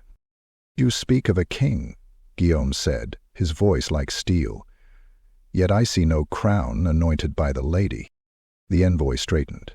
"His Majesty Reynard I." Guillaume cut him off. "Reynard is a murderer and a usurper. Tell your false king that if he marches upon my lands, he will find walls too high and swords too sharp." The envoy departed in silence. And 3 days later, Reynard's army was marching toward Paravon. The wrath of the false king. Those who resisted faced Reynard's wrath. In Bastion, where some knights still held loyalty to the fallen Duke Theobald, Reynard's men burned entire villages to the ground. In Quenelles, when Duke Raymond refused to swear fealty, his court was overrun in a single night, his family slaughtered, his lands taken. One by one, the duchies of Bretonnia trembled beneath Reynard's shadow. But not all would fall. There were still those who fought. And in the wild lands, far from the castles and war councils, a small band of knights struck back in the name of justice. Julien's oath renewed. News of Reynard's coronation reached Sir Julien de Calmont at dawn, carried by a breathless scout who had barely escaped a town razed by the usurper's forces. Julien listened in silence, his knuckles white as he clenched the hilt of his sword. A false king had been crowned, and those who resisted were being slaughtered. His band of exiles and outcasts, once merely a nuisance to Renard's war, would now have to be something greater. A symbol, a flame against the darkness. Julien turned to his gathered knights, his voice unwavering. "We can no longer fight from the shadows," he said. "Renard has declared himself king, and he will not stop until all of Bretonnia is his to rule or his to burn." A hush fell over the camp. "We cannot let that happen." He raised his sword high, the silver falcon of House Calmont glinting in the firelight. "We ride for the lady. We ride for justice." His knights raised their blades, their voices rising in unison. "For the lady. For Bretonnia." The war had truly begun, and the false king would soon learn. The falcon had returned to the skies. Chapter 16. The Betrayal of the Baron. The Baron of Beaulieu. The ancient keep of Beaulieu loomed atop a jagged hill, its stone walls worn by time but still standing strong. Once a loyal vassal of Duke Theobald, Baron Gautier de Beaulieu had long been known as a man of tradition and honor. Julien de Calmont rode toward its gates with cautious hope. For weeks, he and his band had fought from the shadows, striking at Renard's supply lines and disrupting his forces. But they could not fight a war alone. They needed allies, and Gautier had once been loyal to the true king. If any of the old nobility remained steadfast, it would be him. Or so Julien believed. The false welcome. The gates of Beaulieu opened without hesitation, and Baron Gautier himself greeted Julien in the courtyard, dressed in fine velvet and silver mail. His lined face was one of forced pleasantries, but his eyes held something else, something Julien could not yet place. "Sir Julien de Calmont?" Gautier greeted, his voice smooth but strained. "I never thought to see you in my halls again." Julien dismounted, clasping the Baron's forearm. "I did not think I would have reason to return, my lord, but war has come to us all." Gautier sighed, motioning for Julien to walk with him. "Yes, war indeed. Come, we will speak inside." Julien followed, and though he did not yet know it, he had already walked into a trap. The conversation of cowards. Seated in the great hall, Julien wasted little time. "I need men, my lord," he said. "Knights who will stand against Renaud's tyranny. You swore fealty to Duke Theobald. That oath is not so easily broken." Gautier's expression darkened. He toyed with the gold signet ring on his finger, eyes drifting to the tapestries of his ancestors. "You speak of oaths," he muttered, "but an oath does not feed my people. It does not protect my castle from being burned to the ground." Julien stiffened. "You would kneel to a murderer?" Gautier's eyes flashed. "I would survive, Sir Julien." The words hung in the air, the firelight flickering across the Baron's lined features. Julien saw it now. Not treachery, but fear. Fear of what Renard would do. Fear of losing his lands, his family, his life. But fear was no excuse for cowardice. "You disappoint me, my lord," Julien said, voice heavy with anger. "Duke Theobald died for honor. His men died for honor." "And what did it win them?" Gautier snapped. "A grave?" Julien's jaw tightened. "You are afraid," he said. "And so you would betray all that you once stood for." The Baron looked away, and that was when Julien's instincts screamed at him. Something was wrong. Too late, he heard the shuffling of boots, the clinking of armor, and then the doors burst open. The ambush. Julien whirled around, his hand flying to his sword, but already the room was flooded with armed men, mercenaries, not knights. Gautier remained seated, his expression pale, but his hands clenched into fists. "Forgive me, Sir Julien," he said, voice strained with guilt, "but I cannot risk my people for a lost cause." Julien's blood turned to ice. "You swore fealty to a true king," he spat. And now I swear fealty to the one who still breathes." Gaultier murmured. The mercenaries moved. Julien exploded into action. His sword flashed, steel against steel, as he parried the first blow, twisting around to slash across a mercenary's chest. The man stumbled back, gurgling blood, but two more took his place. A blade whistled toward Julien's head. He barely managed to duck. Another slashed toward his ribs, and he turned just in time, feeling the sting of steel grazing across his chainmail. He was outnumbered, cornered in the lion's den. He had to escape. The flight from Beaulieu. Julien fought his way through the hall, knocking over a wooden table to slow his pursuers. The mercenaries lunged at him, but he vaulted over the banquet table, sending dishes and goblets clattering across the floor. He reached the hallway. More guards were coming. A single path remained. The window. Without hesitation, Julien threw himself through the stained glass pane, shards of colored glass slicing his skin as he tumbled from the second story. Pain shot through his legs as he landed in the muddy courtyard, but he rolled into the impact, rising to his feet in an instant. Beaufort was still tied near the entrance. The guards were already shouting. Julien ran. By the time the arrows hissed through the air, he had already cut the reins free. "Yeah!" Beaufort reared, then galloped through the open gate, Julien clutching the reins as the night swallowed him whole. He did not look back. He did not need to. The betrayal was complete. A night's awakening. Julien rode hard into the moonlit wilderness, his breath coming in ragged gasps. When at last he slowed, he found himself atop a lonely hill crest, looking down upon the lands of Bretonnia, a kingdom now ruled by a false king, filled with men who would rather kneel than fight. He had believed that honor still had a place in the hearts of the nobility. But Gaultier had proven him wrong. Many would bow before Renard. Many would betray their oaths. Many would sell their souls for safety. But Julien would not. He had escaped with his life, and with knowledge of how the lords of Bretonnia truly stood. If the nobles would not fight, then he would find those who would, no matter how long it took, no matter how much blood was spilled. Renard might sit upon his stolen throne, but Julien would see him fall, and when that day came, there would be no mercy. Chapter 17. The Sorcerer's Bargain. Château de Lyonnais, the Whispering Shadows. The halls of Château de Lyonnais were quieter now.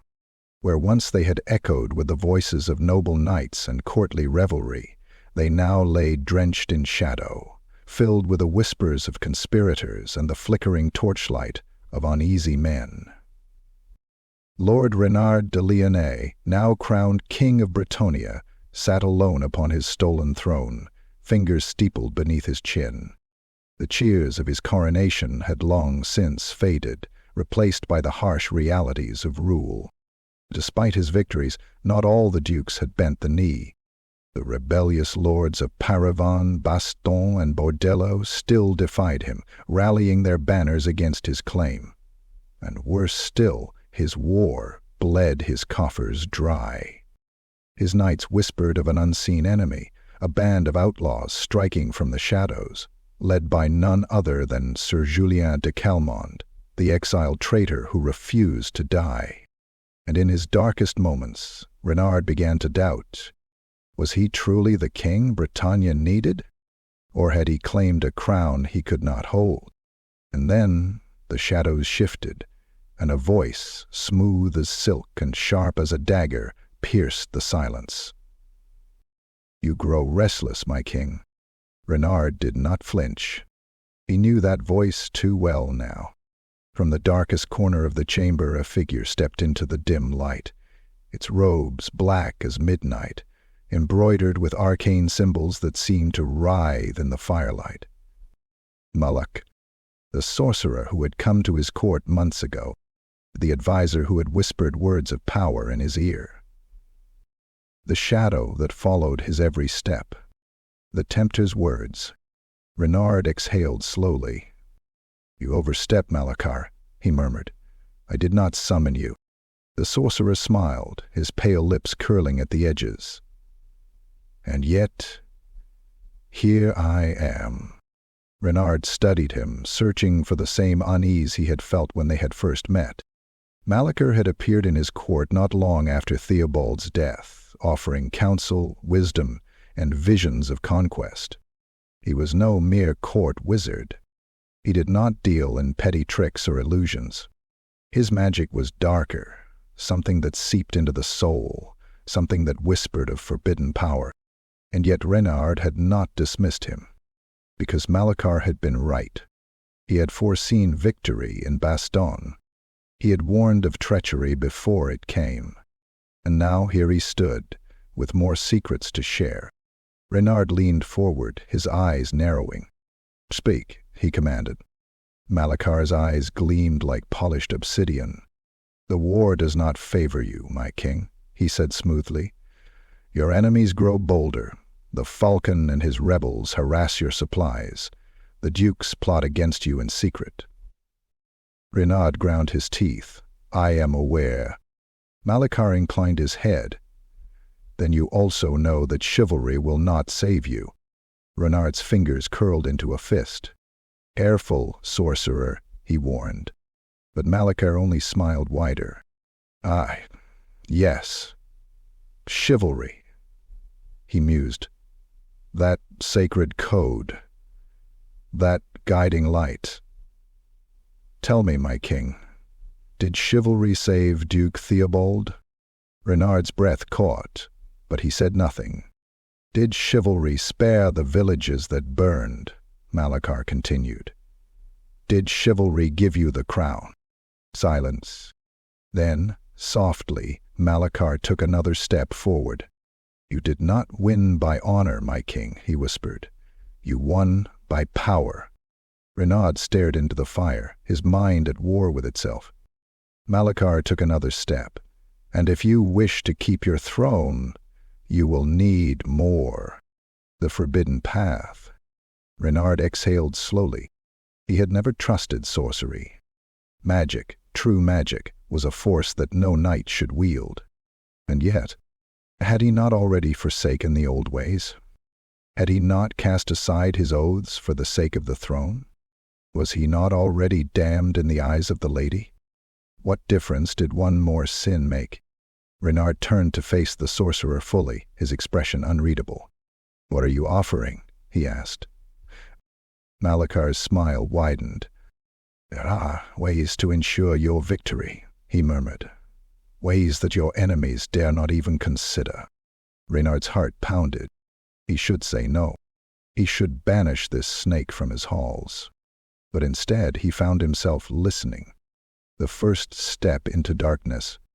Malachar spread his hands, and the air in the chamber grew colder. "There is a power beneath Bretonnia," he said. "A power older than your knights, older than your kings." Renard felt a strange pull, as if the very air around him shifted.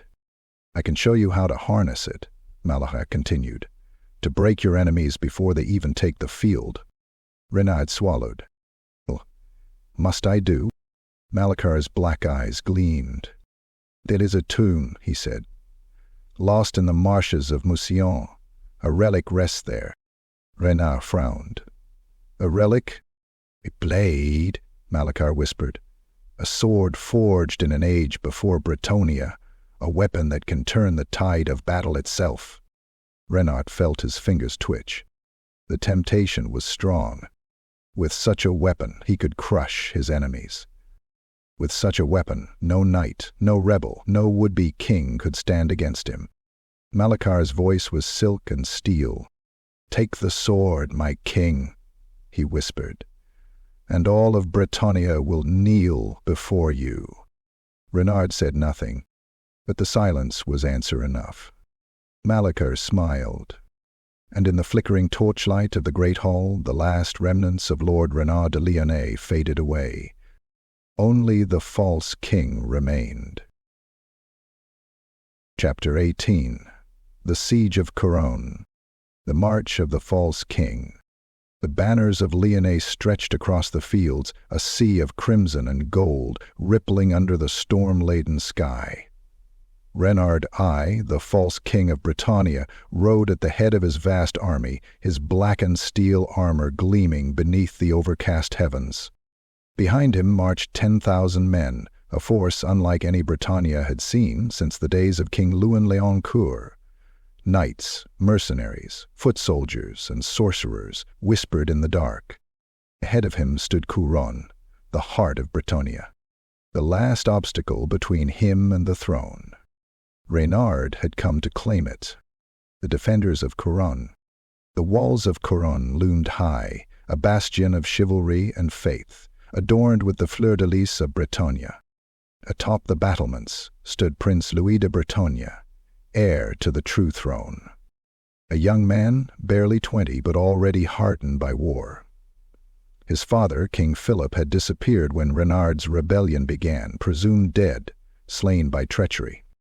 Now Louis stood alone, the last true heir of Bretonnia, and he would not kneel. Surrounding him were the knights of Kuron, the last remnants of the true king's army, warriors who had sworn an oath to defend the kingdom until their dying breath. The city's walls were strong. Its defenders were valiant. But the enemy was vast, and Renard would not stop until the city lay in ruin. The first assault. As dawn broke, the siege began. Renard's trebuchets thundered, hurling massive stones at Kuron's walls. The ground trembled beneath the impact, and the cries of the wounded filled the air. Then came the infantry, surging forward with ladders and siege towers, their shields raised as Kuron's archers rained arrows down upon them. The battle was ferocious. On the ramparts, Prince Louis fought like a lion, cutting down Renard's mercenaries with righteous fury. The streets below were slick with blood as the defenders repelled wave after wave, holding firm against the tide of traitors and sellswords. But they could not hold forever. Already, the gates trembled under the force of Renard's battering rams. Already, the walls began to crack. Kuron was strong, but Renard was relentless. And soon, the city's defenses would break. Julien's decision. From the hills beyond Kuron, Julien de Calmont watched the siege unfold. His band of exiles and outlaws had followed Renard's army in secret, harassing his supply lines, striking from the shadows, but now that was not enough. Kuron was falling, and if Renard took the city, all of Bretonnia would be lost. Julien's men were few, but they had one advantage: Renard did not expect them. As the battle raged, Julien turned to his closest allies, Sir Armand, Sir Hector, and the warriors who had followed him into exile. "This is our moment," Julien said, his voice firm. "We cannot break his army, but we can break him." Armand nodded. "A direct charge into his command? It's madness." Julien met his gaze. "It's the only chance we have." Hector grinned. "I like it." Julien took a deep breath. For Theobald. For Kuron. For Bretonnia. He drew Calmont's blade. Ride. And with that the falcons plunged into battle. The battle for Bretonnia begins. As the sun rose over Kuron, the false king's war machines thundered, the knights of the true throne stood defiant, and a band of exiled warriors rode toward destiny. The war for Bretonnia had reached its climax, and before the day was done, either Renard or Julien would fall. Chapter 19. The Lady's Champion. The battlefield of Kuron, a warrior's doubt. The storm of battle raged around him. Julien slashed left, then right, his blade carving through Renard's men as the falcons struck deep into the enemy lines. They had fought their way through the siege lines, past the burning siege towers and shattered battlements, cutting toward Renard's command tent. But the enemy was relentless. Too many. Julien parried another strike, his arms burning with exhaustion. His knights fought beside him, but for every traitor they slew, 2 more took their place. And in the distance, the gates of Kuron cracked beneath Renard's battering rams. The city would fall, and for the first time, Julien felt doubt. Was he truly meant to stop Renard? Or had he been fighting a war already lost? Then the world shifted. The vision. A cold wind swept over the battlefield, unnatural and still. The screams and steel of the siege faded into silence. Julien staggered back, his vision blurring, his sword suddenly feeling weightless in his grip. Then the battlefield was gone. He stood in a sea of mist, with no sound but the whisper of wind through unseen trees. A figure emerged from the fog, tall, veiled and radiant with ethereal light. The Lady of the Lake. Julien fell to his knees. "My lady," he breathed. Her voice, both soft and commanding, filled the air. "You have come far, Julien de Calmont, but the battle you fight cannot be won with steel alone." Julien bowed his head, shame burning in his chest.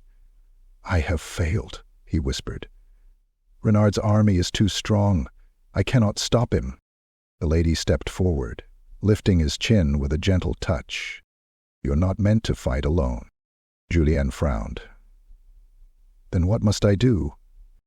The mist swirled, and suddenly a vision appeared before him. A ruined monastery, long forgotten, standing atop a mountain peak, its banners torn and weathered, its halls deserted. But within its crumbling walls, resting atop a stone altar, lay a sword. A blade unlike any he had seen before, etched with runes of silver and gold, its hilt crafted in the shape of a falcon with outstretched wings. "The sword of Saint Roger," the lady whispered. Julien's breath hitched. The sword of a Grail knight long lost to time, a weapon said to have been blessed by the lady herself, capable of shattering even the mightiest of foes. "This blade was forged in an age before your own," the lady said. "It was meant for a champion, but none have come to claim it, until now." Julien clenched his fists. "If I take up this sword," he asked, "will I be able to defeat Renard?" The lady's gaze darkened, sorrow and warning flickering in her eyes. "Power alone does not make a knight great, Julien. But if you would walk this path, if you would wield this blade, you must be prepared for the cost." A chill ran down his spine. But he knew what he had to do. The vision began to fade, the battlefield returning to him.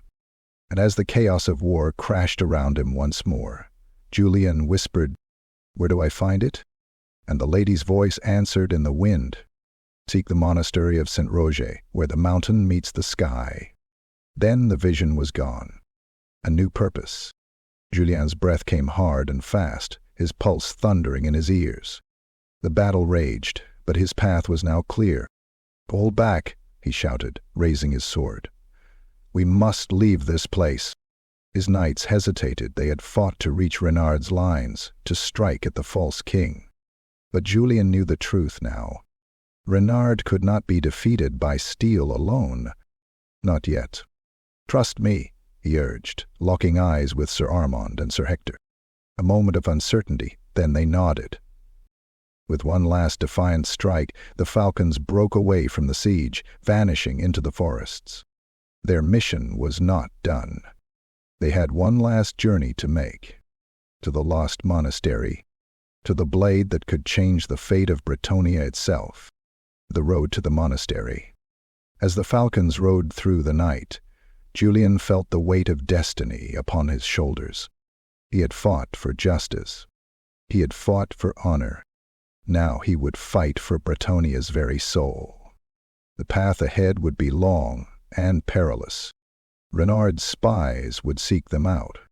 Darker forces, whispered of by the sorcerer Malachar, would seek to stop them before they reached the sword.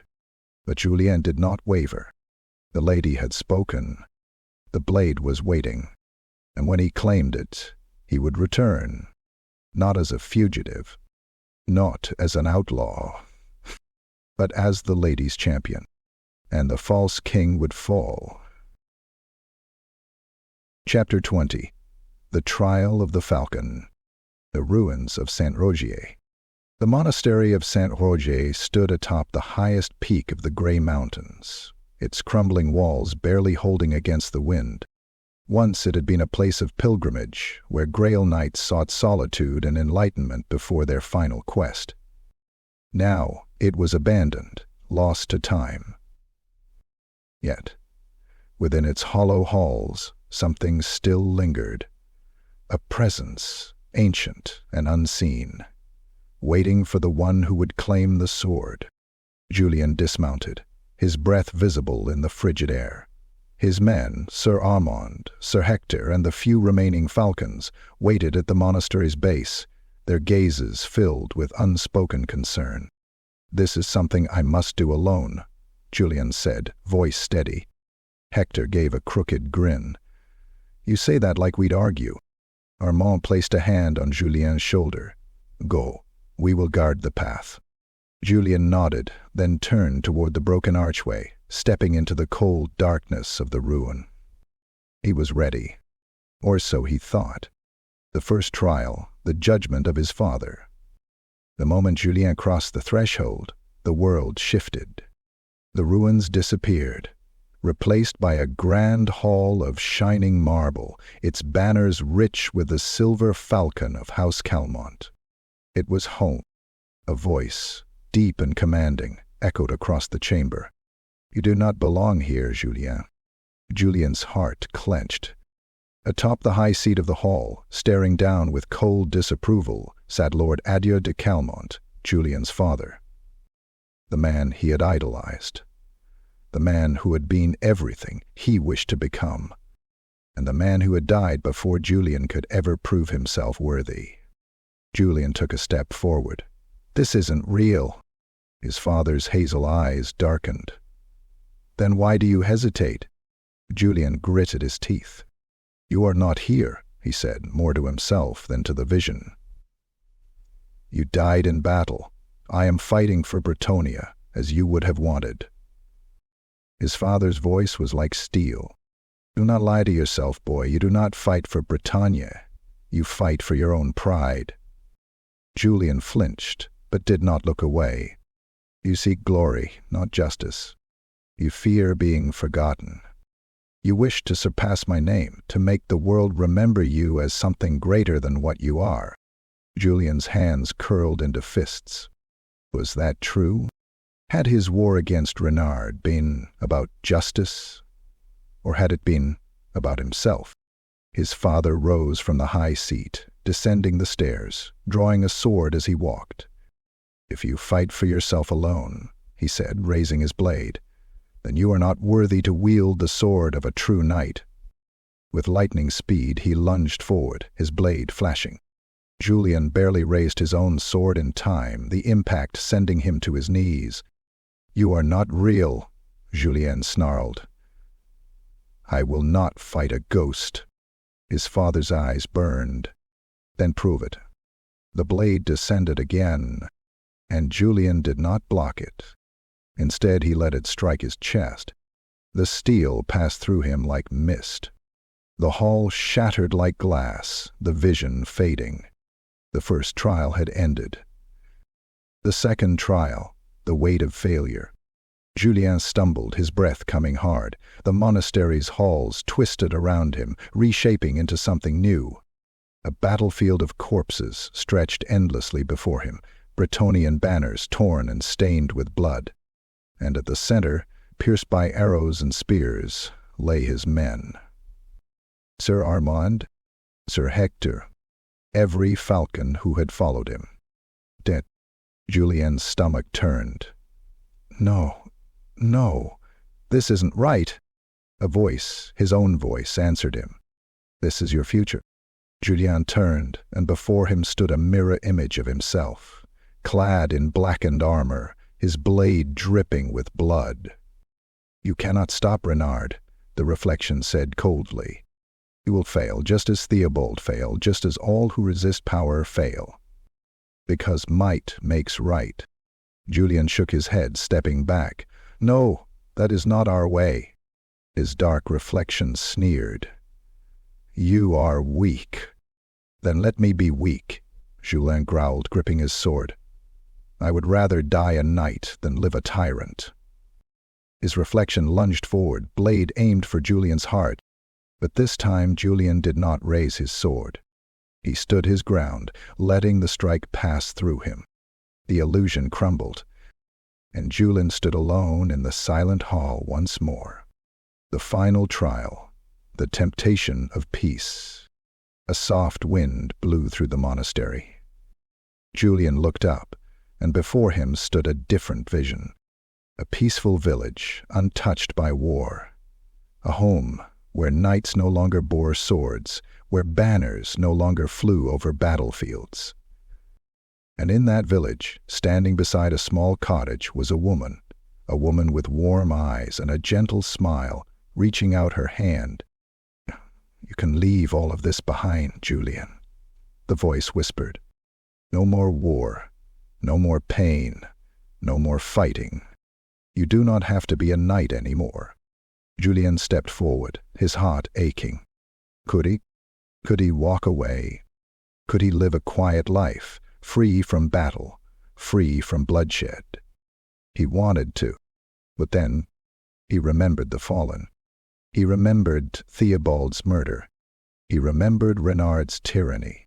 And he remembered the lady's vision. Julien closed his eyes, inhaled deeply, and whispered, I am a knight, and my fight is not yet done. The village faded away, dissolving like mist in the morning sun, and before him, standing at the heart of the ruined monastery, rested the sword of Saint Rogier, the lady's blade. Julien approached the stone altar, heart pounding. The sword lay before him, its blade untouched by time, its hilt gleaming with holy light. He reached out, and as his fingers touched the hilt, a warmth spread through him. The lady's voice whispered one last time, Rise, Julien de Calmont. Julien lifted the blade, feeling its power surge through him. He was not the same man who had entered these ruins. He had faced his fears, his doubts, his temptations, and he had conquered them all. He was a knight of Bretonnia. He was the lady's champion, and Renard's doom had begun. Chapter 21. The Sword of the True King. The Altar of Saint Roger. Julien stood before the altar, his breath steady, his heart racing. The sword lay before him, resting atop ancient stone, its blade untouched by time, its hilt gleaming with a golden radiance. Even without touching it, he could feel the power within it, a presence both calm and unyielding, like the gaze of the lady herself. He had passed the trials of the falcon, and now he would claim his destiny. Julien reached out, fingers closing around the hilt of the sword, and the world exploded with light. The blade of the lady. A surge of warmth flooded through Julien's body, not like fire, but like the first rays of dawn after a long, bitter night. The moment his hands touched the sword, its runes ignited, holy symbols of Bretonnia's past, glowing with pure, golden light. This was no ordinary blade. It was a sword of judgment, a weapon not meant for conquest or glory, but for restoration and justice. A sword not to crown a new king, but to restore Bretonnia's honor. As Julien lifted the blade, the lady's voice echoed softly in his mind. This is not a sword for kings, Julien de Calmont. It's a sword for a knight. He understood. He had never been meant to rule. He had been meant to fight, to stand for what was right, to strike down tyranny, to remind Bretonnia what true knighthood was. Renard sought to break the kingdom with power. Julien would heal it with steel and faith. He swung the blade once, and the air hummed with divine energy, the very ground beneath him thrumming in response. With this sword, he could stand against any knight, any sorcerer, any false king. But the battle was not yet won. The last oath. Julien turned back toward the entrance of the ruined monastery, where Sir Armand, Sir Hector, and his remaining falcons waited in silence. They had seen the light within the ruins, felt the shift in the air, and as Julien stepped forward, blade in hand, they knew. He was not the same man who had entered. Hector let out a low whistle.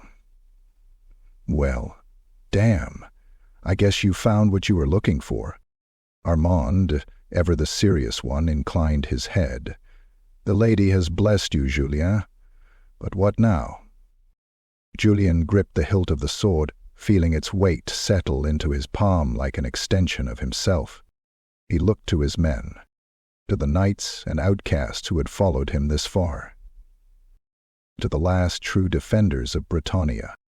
"Now," Julien said, his voice steady, "we ride for Kuron." They did not question him. They did not hesitate. They knew. This was the final battle. This was the moment that would decide the fate of Bretonnia. Renaud had his armies, his false claim, his dark sorcery. But Julien had the lady's will, and he had the sword of the true king. The battle was coming. The falcons rode to war, and the false king's reign would end in fire and steel. End of Chapter 21. Chapter 22. The Battle of the Three Armies. The fields of Kuron, dawn of reckoning. The sun rose blood-red over the plains before Kuron, its light casting an eerie glow upon the three armies gathered for battle. At the head of his vast host stood Renaud I, the false king of Bretonnia, clad in blackened steel, his golden lion banner rippling in the wind. His knights and mercenaries, hardened by conquest and bloodshed, formed an iron wall around him, their blades eager to deliver the final blow to Kuron. Upon the high walls of Kuron, Prince Louis de Bretonnia stood with his defenders, the last remnants of the true king's army. His banner bore the royal fleur-de-lis, though it was torn and stained from weeks of siege. The men beside him were weary, their armor dented, their swords dull, but they did not kneel. They would not surrender. And from the east, upon a hill shrouded in mist, the falcons of Julien de Calmont emerged, a band of exiles, rebels, and true knights, their silver falcon banners rising against the dark sky. At their head, Julien rode with the sword of Saint Roger, the blade shining with the light of the lady. Three armies, three causes, one final battle. Renaud's final offer. Before the battle could begin, an uneasy silence fell as a lone rider emerged from Renaud's camp. A knight in dark armor, his heraldry marked by the Lion of Lyonnaise, rode forth toward the walls of Kuron, stopping just within earshot of Prince Louis and his men. Renaud himself did not come. He would not stoop to parley with a man he considered a dead prince. The knight unfurled a scroll, his voice echoing across the field.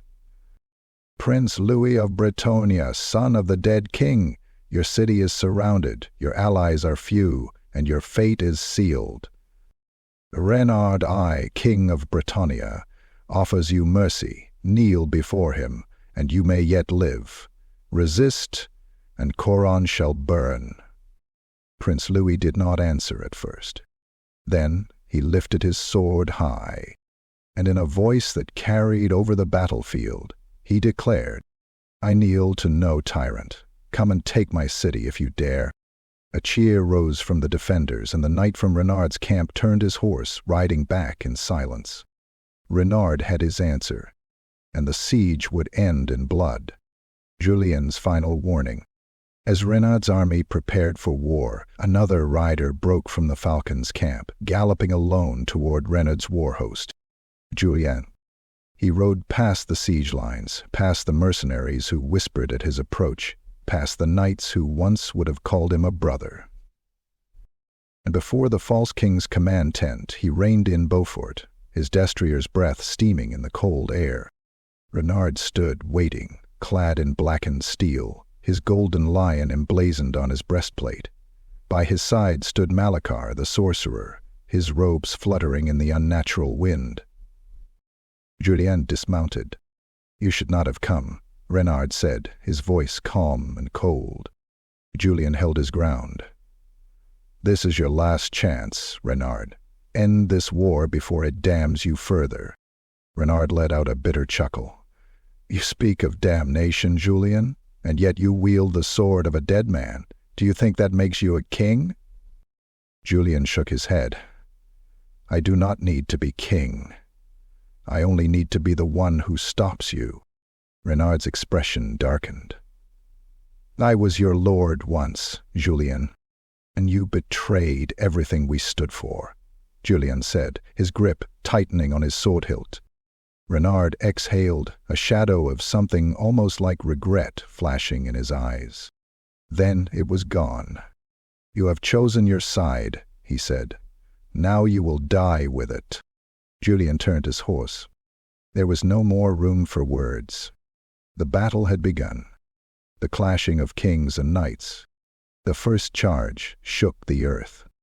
Renard's cavalry surged forward, knights and sellswords alike riding hard for the walls of Kuron, their lances lowered like spears of death. From the battlements, the defenders loosed arrows, felling dozens before the wave of steel slammed into the gates. The siege towers rolled forward, the walls boiling with defenders as ladders were raised and battle erupted upon the ramparts. Prince Louis led from the front, his sword cutting through Renard's foot soldiers as they spilled over the walls like a flood. And then the falcon struck.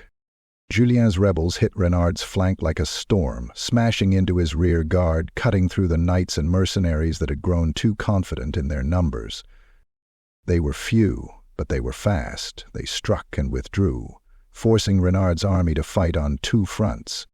The battlefield became chaos. Renard cut down one of Prince Louis's knights, his sword dripping with blood, his gaze set upon the walls of Kuron. His army was winning. But then he heard it, the ringing of a blade not of this world. A light, pure and terrible, split the field, and through the carnage Julien rode forth, sword in hand, its divine glow piercing the storm of battle. For the first time, Renard felt fear, the turning of the tide. Julien met Renard's gaze across the battlefield. The false king's expression twisted with rage.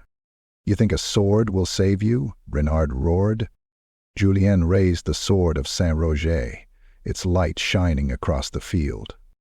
Julien answered, "but it will end you." The tide of battle shifted. The defenders of Kuron, seeing the divine light of Julien's blade, rallied, driving back the enemy, reclaiming the walls in the name of the true throne. The falcons pushed deeper, striking at Renard's command, shattering his mercenaries' resolve. Renard's knights faltered. The battle was turning against him, and, for the first time, Renard realized he might not be the one to rule Bretonnia after all. The final duel approaches. As the battlefield descended into chaos, Renard turned his warhorse, his bloodied sword in hand. There was only one thing left to do. He would kill Julien de Calmont with his own hands, and he would prove himself the true king. Julien saw him coming, and he rode to meet him. Their final battle had begun. Chapter 23. The Duel of Fates. The battlefield of Kuron. The final confrontation. The clamor of war faded as two warriors rode toward one another, their destinies entwined in blood and steel. The false king and the lady's champion. Renard de Lyonnais, clad in blackened steel, his golden lion banner torn and soaked in the blood of friend and foe alike, rode with murderous intent, his sword raised high. His eyes burned with fury, not just against Julien, but against everything that defied him. Julien de Calmont, wearing the armor of a knight but carrying the burden of a nation, rode to meet him, the sword of Saint-Roger gleaming with holy light. He felt no hatred, only purpose. This would not be a battle for glory. This would not be a battle for power. This was a battle for Bretonnia's soul, and only one would walk away. The first clash. Their warhorses collided like thunder, both knights swinging their blades as they crashed into one another. Julien's sword sang with divine energy, forcing Renard's strike off course, the force of the impact sending sparks flying into the air. Renard growled, twisting his mount around, his sword slicing toward Julien's throat. Julien ducked low, his blade coming up to parry the deadly arc, their swords clashing in a burst of energy. The world around them blurred, the screams of battle distant and meaningless. For a moment there was only them. Knight against knight. Steel against steel. Faith against unrelenting ambition. Renard's fury. Renard fought like a demon, his sword strokes fast and vicious, driven by a hatred that had festered for too long. "You could have been at my side," he snarled, his blade crashing against Julien's defense, forcing him back step by step. "You could have had a place in my new kingdom, but instead, you chose to play the martyr." Julien's arms shook with the impact of each strike, but he did not break. "You betrayed your oaths," he shouted back, twisting his sword in a swift counterattack, the tip slicing across Renard's gauntlet, drawing a line of crimson. Renard howled in rage, his own blood now spilling into the dirt. "It is not betrayal to take what is rightfully mine," he spat. "You are not Bretonnia's king," Julien roared, stepping forward with renewed strength, his divine blade cleaving through Renard's defenses, forcing him onto the defensive. Renard's face twisted in fury, but deep beneath his rage there was something else. Fear. For the first time, he felt it. Doubt, and that doubt weakened him. The darkness unleashed. Renard's back hit the ground, Julien's sword poised above him. For a moment there was silence. Then, from the shadows beyond the battlefield, a voice whispered like venom in the air. "You are losing, my king." Julien's blood ran cold. Malachar. The sorcerer stepped forward, his black robes twisting unnaturally in the wind, his hands wreathed in dark energy. Renard's breath came in ragged gasps, his face contorted in fury and desperation. "You promised me victory," he snarled at Malachar, pushing himself to his knees. The sorcerer smiled. "And I can still give it to you." He raised his hand, and the air grew thick with corruption. Julien felt it instantly, a darkness seeping into the ground, curling around Renard like a snake ready to strike. Renard hesitated, only for a second. Then he took Malachar's offer. Dark tendrils of black sorcery wrapped around Renard's body, his armor twisting, blackening further, his eyes glowing with an unnatural light. Julien staggered back, gripping his sword tightly. Renard rose, his breath steady now, his wounds sealed, his presence wrong. He was no longer just a man. He was something else. Something damned. The final struggle. Julien charged, his sword blazing with holy light, striking out at the monster Renard had become. Renard met him head-on, his sword twisted by sorcery, moving with inhuman speed. Steel clashed again, but this time, Julien felt the weight of something more than just a sword. Each of Renard's attacks rippled with dark power, sending shockwaves through the air, shaking the ground beneath them. Julien's arms burned, his strength fading as the darkness pressed in on him. Was this what the lady had warned him about? Was this the price of ambition? Renard was losing himself, and yet he fought harder, his swings growing more erratic, more savage, as if he were fighting against the very corruption that empowered him. Julien gritted his teeth. He had to end this now. With a final prayer to the lady, he feinted left, then spun right, driving the sword of Saint-Roger forward, straight into Renard's heart. The false king falls. Renard's sword halted mid-swing. His body shuddered, the divine blade piercing through his blackened armor, impaling him completely. A horrible screech filled the air, the dark magic within him recoiling, writhing, as if the very light of the sword was burning it from his soul. Renard gasped, his hands trembling, his eyes flickering between rage and regret. Then the darkness shattered, leaving only the man beneath. He fell to his knees. For a long moment he just breathed, staring up at Julien. His voice came out hoarse, almost broken. Was I wrong? Julien looked down at him, gripping the hilt of his sword, his heart heavy. Yes, he whispered. You were. Renard let out a breathless laugh, his head tilting back. Then I suppose, he murmured, blood dripping from his lips, I was never meant to be king after all.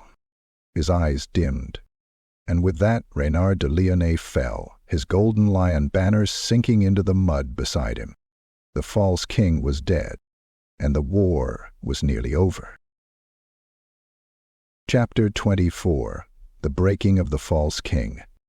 The Battlefield of Kuron. A moment of silence. Renard collapsed to his knees, the sword of Saint Roger buried deep in his chest. The once proud false king of Bretonnia gasped for breath, his armor cracked, his body failing. The fire in his eyes flickered, as if the man within was finally breaking free of his own ambition. Julien watched him, his grip firm on the hilt of his sword, yet his heart weighed with something more than victory. Renard had been his lord once, a knight of Bretonnia, a man of honor, a warrior who had once believed in justice. But pride had twisted him, and now he was dying because of it. The battlefield around them grew eerily quiet, as if the very land was holding its breath, waiting for Renard's final moment. Then a voice, smooth as silk and poisoned with malice, shattered the stillness. Not yet, my king, Malachar revealed. The air turned black, the wind howling with an unnatural chill. From the shadows of the battlefield, Malachar stepped forward, his black robes twisting in the wind, his eyes burning with an otherworldly glow. Did you think it would end this way? The sorcerer whispered, his voice dripping with amusement. Julien wrenched his sword free from Renard's body, stepping between the wounded man and the sorcerer. Stay back, Malachar. Malachar smiled, unfazed. You are bold, Julien de Calmont, but boldness will not save you now. Renard, still on his knees, coughed blood, his breaths coming ragged. He stared up at Malachar, his gaze filled with something between fury and despair. He gasped. You promised me victory. Malachar laughed, low and cold. And I delivered, did I not? You were a king, if only for a little while. Renard's hands trembled. But I lost. The sorcerer knelt beside him, placing a clawed hand on his shoulder, his voice a whispered temptation. You only lost because you have not yet embraced the truth. Julien's eyes narrowed. Step away from him, sorcerer. Malachar ignored him. His gaze never left Renard, and his words dripped with poison. You were never meant to be just a king, Renard. You were meant for something greater. Renard winced, struggling to breathe, his fingers digging into the dirt, but he listened. Bretonnia rejected you, Malachar continued. The lady abandoned you, but there are other gods, other powers, that would welcome you with open arms. Julien tightened his grip on his sword, his voice sharp. Renard, don't listen to him. He serves chaos. Malachar's lips curled into a smirk. Do I? He turned to Renard again, his voice like velvet. What do the codes of chivalry matter to a dying man? To a betrayed king? Renard shuddered, his face twisted in pain and doubt. Malachar's words were like chains, pulling him down, dragging him toward the abyss. Julien stepped forward, his voice desperate yet firm. Renard, you still have a choice. You can end this now. You can die with honor. Malachar let out a soft chuckle. Or you can live. The wind howled louder, the air growing thick with corruption. The shadows beneath Malakar's feet twisted and writhed, creeping toward Renard like serpents of darkness. And then the earth split open beneath them. A circle of black runes burned into the ground, pulsing with forbidden power. From the abyss below, a voice far older and more terrible than Malakar's whispered, "Take the gift, child. Take the power that was meant for you. Become more than a king. Become a god among men." Renard's breath hitched, his eyes wide. For a moment, Julien saw the fear in his expression, the realization of what he had done, of how far he had fallen, and the choice he still had to make. The last temptation. Renard clenched his fists, his whole body trembling. His voice was hoarse, broken as he spoke. I wanted to make Bretonnia strong," he whispered. "I wanted to make it more than a kingdom of dying knights and empty prayers." Malakar's smile widened. "And you still can. All you must do is say yes." Julien shook his head. "Renard, look at what you've done. Look at what this has made you. Do not damn yourself further." Renard's hands hovered over the swirling abyss, his fingers mere inches from the power Malakar offered. Then, his eyes met Julien's, and in that moment something shifted. A flicker of the man he once was, a knight, a warrior, a leader, rose to the surface. His fingers stopped trembling, and he let out a slow, shuddering breath. Malakar's expression froze. "What?" Renard closed his eyes, his voice filled with regret and finality. He said no. With one last breath, he shoved himself away from the abyss, his body collapsing onto the dirt, rejecting the dark power that had been offered to him. The runes flickered, then vanished, their power broken. For the first time in years, Renard de Lyonnais looked at peace. Malakar's expression twisted into rage, his voice rising into a furious hiss. "You fool," he snarled. "You could have ruled forever." Renard let out a weak chuckle, his lips curling into the ghost of a smile. "I think I have ruled long enough." The sorcerer's wrath. Malakar's eyes burned with unholy fire, the very ground cracking beneath his feet. "If you will not embrace chaos," he snarled, "then you will die with the rest of this wretched kingdom." Dark energy swirled around his hands, the shadows of the battlefield thickening, twisting, coiling like a monstrous storm. Julien raised his sword, stepping in front of Renard's fallen form. "You will not touch him," he growled. Malakar's lips curled into a sneer. "Then I will bury you both." The wind howled, the sky darkened. The power of chaos itself was about to be unleashed, and Julien stood alone to face it. Chapter 25. The Choice of a Knight. The battlefield of Kuron, the abyss stirs. The ground trembled.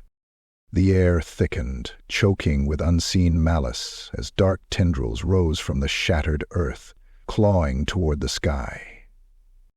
Malakar stood at the center of the swirling abyss, his robes billowing, his eyes burning with unnatural fury.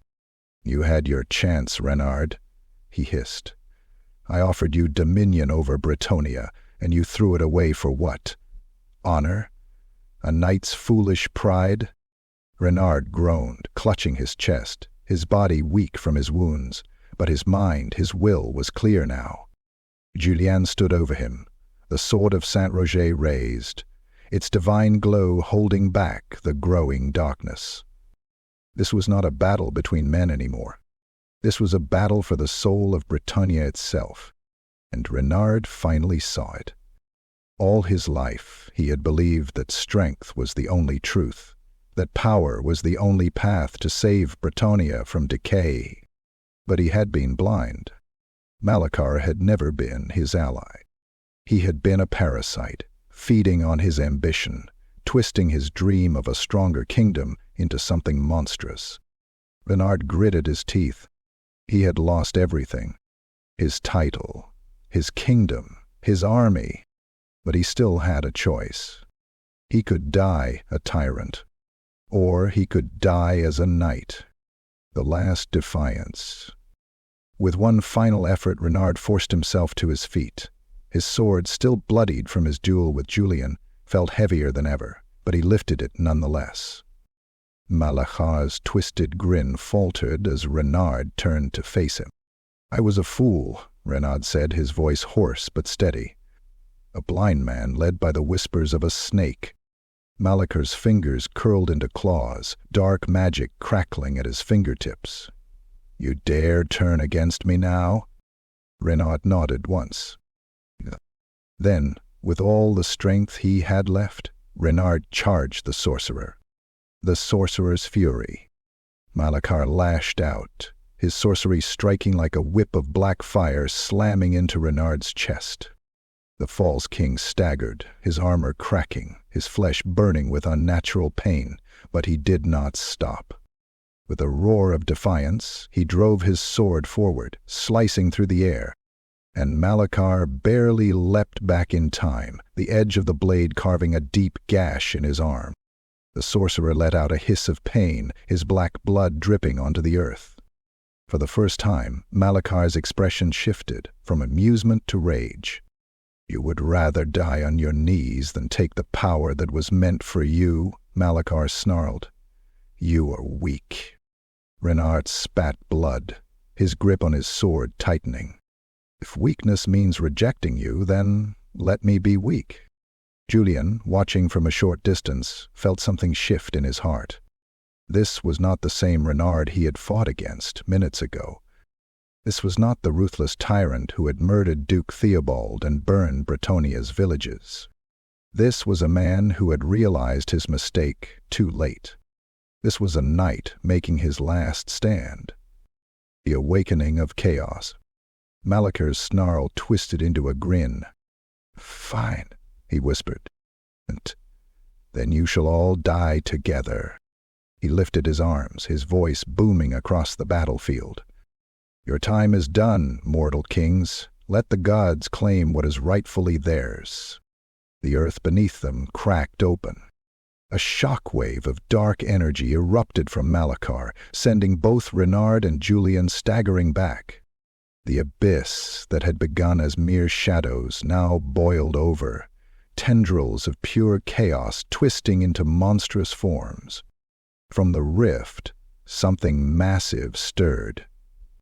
A shadow deeper than night itself, rising from the pit, its form vague, shifting, writhing, but its eyes burned with pure, endless hunger.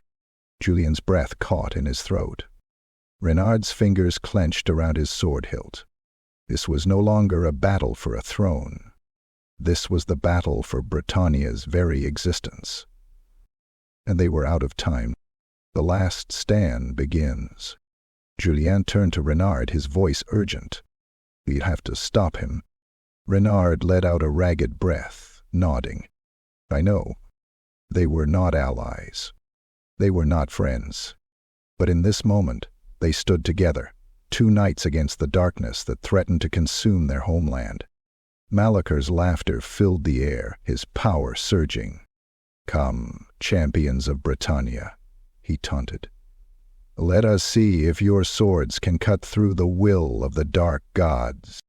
Julien raised the sword of Saint-Rogier, its divine light flaring against the encroaching shadow. Renard lifted his own blade, though his body trembled with exhaustion. One last fight, one last chance. The false king had broken, but perhaps, in his final moments, he could still be redeemed. Chapter 26. The Fall of the Sorcerer. The battlefield of Kuron, against the darkness. The sky boiled with unnatural storm clouds, and the air stank of sorcery and ruin. The titanic shadow from the abyss loomed behind Malakar, its form shifting and writhing, an entity not meant for the mortal world. And yet it hungered for Bretonnia, for souls, for the death of kings and knights alike. Before it stood two warriors, one redeemed, one resolute. Julien de Calmont, the ladies' champion, wielding the sword of Saint Roger, its golden radiance cutting through the darkness. And Renard de Lyonnais, the false king who had turned against his own ambition, his breath ragged, his body broken, yet his sword still raised. Before them stood Malachar, his robes rippling like living shadows, his eyes burning with malice and contempt. "You fight against fate itself," Malachar sneered, his voice resonating with power. "You fight against the will of the gods." Julien stood firm, his blade shining like the dawn against the night. "Then let fate break before my sword," he said. Malachar laughed, his hands rising, the ground shaking beneath them. "Then come, little knight, let us see if your light can stand against the storm." And with that, the final battle began, the duel against darkness. Malachar's magic lashed out first, tendrils of black fire exploding from his fingertips, streaking through the air like vipers of pure malice. Julien and Renard dove aside, the blasts shattering the ground where they had stood, leaving behind smoking craters of void-blackened earth. Renard recovered first, rushing Malachar, his sword gleaming with steel and desperation. The sorcerer twisted his fingers, and a wall of dark force erupted before him. Renard's blade slammed into it, only for Malachar to send a wave of energy crashing against him, hurling him back into the mud. "Pathetic," Malachar hissed. "You think you can fight me, Renard? You are nothing without me." Renard spat blood, but he stood once more. "Then let me be nothing," he growled. Julien took the opening, charging at Malachar from the side, the holy radiance of his sword cutting through the sorcerer's protective spells like paper. Malachar barely had time to throw up another shield, but this time the blade cut through, grazing his arm. The sorcerer let out a howl of agony, clutching his wounded limb, his black blood steaming as it dripped onto the ground. His eyes burned with hatred. "You dare?" Julien did not let him finish. He swung again, forcing Malachar to retreat, each of his strikes glowing with the lady's judgment. And then Renard came from behind. Summoning the last of his strength, he lunged, his blade aimed for Malachar's heart. The sorcerer twisted, but he was too slow. Renard's sword drove into his ribs, piercing his side. Malachar screamed, his body convulsing, his magic wild and unfocused, the shadows around him writhing as if in agony. Julien did not hesitate. With one final, righteous strike, he drove the sword of Saint Roger straight through Malachar's chest. For a heartbeat, the world held still. Malachar let out a ghastly, ear-splitting wail, his form cracking like glass, light and darkness bursting from the wound as his very essence began to unravel. "No," he shrieked. "This is not how it ends. The gods—" The abyss behind him roared, as if even the dark forces he had served were now devouring their failed pawn. And then, with a blinding explosion of light and shadow, Malachar was torn apart, his body dissolving into nothingness, his power scattered to the wind. The sorcerer of chaos was gone, and in his place only silence remained. The price of redemption. Julien staggered, the light of his sword dimmed. His body ached from battle, but his heart was victorious. Malachar was dead. The chaos rift collapsed, the monstrous shadow that had threatened Bretonnia screaming as it was pulled back into the abyss. The war was over. But as he turned, he saw Renard collapse to one knee, his breath ragged. Julien's stomach tightened. Renard let out a soft, breathless chuckle, one hand clutching his side where Malachar's magic had burned him. Julien took a step forward, then froze. Renard's wound was wrong. Where Malachar's blade had struck, his flesh was blackening, curling inward, as if the sorcery was eating him alive. Julien's breath caught in his throat. "Renard, hold on," he said, kneeling beside him, reaching for his shoulder. We can't. Renard shook his head. It's too late, he murmured. Julien gritted his teeth, his mind racing. No, we can get you to a healer. Renard let out a weak laugh, shaking his head again. Julien, we both know what this is. His body shuddered, pain gripping him, but his eyes met Julien's with clarity. I chose my path, Renard said, his voice quieter now, his breath shorter. But at least I was able to make one right choice before the end. Julien's jaw tightened, his heart warring within him. Renard had been his enemy, a tyrant. But in the end, he had done what was right, and he was paying for it with his life. Julien bowed his head, gripping Renard's hand. You did more than that, he murmured. Renard's eyes softened, the barest hint of a smile touching his lips. Let that be enough, he whispered, and with one last shuddering breath. Renard de Lyonnaise, the false king, was no more. The end of an era. The battlefield was silent. The war was over. And though the throne of Bretonnia was still unclaimed, though the land was wounded and weary, though many battles were still to come, one thing was certain. The darkness had been driven back. The false king had fallen.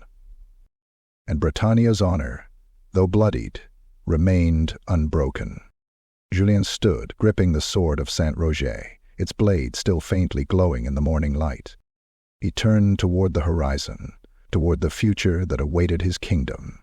The war had been won, but his duty was not yet done. Chapter 27. The Last Words of a King. The battlefield of Kuron, a night's final hour. The sun had begun to rise over the bloodied fields of Kuron. The battle was over, but its price had been steep. The siege of Kuron had ended, the forces of Renard scattered or dead, and the chaos sorcerer Malachar vanquished. But one warrior remained, kneeling upon the trampled mud and broken banners, his strength ebbing away with every breath. Renard de Lyonnaise, the false king, the usurper, the knight who had once dreamed of saving Bretonnia but had lost himself along the way, was dying. And Julien de Calmont knelt beside him, watching the final moments of the man he had once sworn loyalty to, fought against, and now stood vigil over. A king's lament. Renard's breath came in ragged gasps, his armor dented and cracked, his body trembling from the corruption Malachar's magic had left within him. The once proud lord of Lyonnais now lay bare, stripped of his ambition, his power, his army. All that remained was a man, a knight who had made too many mistakes. Renard let out a soft, bitter laugh, though it was more pain than mirth. I suppose this is justice, isn't it? He murmured, his voice hoarse and weary. Julien remained silent, watching him with an expression that was neither victory nor pity, but something heavier. Renard turned his fading gaze toward the battlefield, where his banners lay in ruin, where the dream of his reign had collapsed into dust. I thought, I could change everything, he whispered. His fingers curled into the dirt, as if trying to grasp something that was never his to hold. I thought Bretonnia needed strength, that we had grown weak, that I had to be the one to forge a kingdom that would never break. His breathing hitched, his voice barely above a whisper. But I see it now. His eyes lifted to Julien, hazel dark with regret. I was never meant to be king. Julien let out a slow breath. No, he said. You weren't? Renard chuckled weakly, his body shuddering with pain. You never were one for kind words, were you, Julien? Julien's jaw tightened. I speak the truth. It's what you deserve now. Renard gave a slow, almost weary nod. Then answer me this, knight. Do you think there was ever a moment, before I lost myself, that I could have been what I wanted to be? Julien hesitated.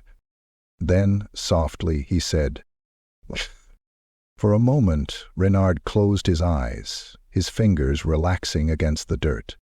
"I was afraid you'd say no," he whispered. The last request. The silence between them was heavy, filled with the lingering echoes of a life that could have been different. Then Renard shifted, his breath uneven, his strength fading. He turned his gaze to the sky, where the storm clouds of Malakar's sorcery had begun to break, revealing the soft glow of the morning sun. Then he spoke again, softer this time. "Julien, do me one last favor." Julien leaned closer, listening. Renard's fingers trembled, as if the last strength in him was barely enough to lift them. "Say a prayer for me," he whispered. Julien stiffened, his chest tightening. Renard was no fool. He knew what he had done. He knew what sins he had committed. But in his final moments, he still reached for something greater. Julien exhaled slowly, then bowed his head. He raised the sword of Saint-Rodier, its divine glow gentler now, like the last light of a fading star. And in the soft wind of the battlefield, he whispered the ancient words of Bretonnia's knights. "Lady of the Lake, hear this knight's last words. He sought a kingdom, but found ruin. He sought power, but found sorrow. Yet in his final hour he sought you. May you grant him the peace that eluded him in life. And may you judge him not as a king, but as a man."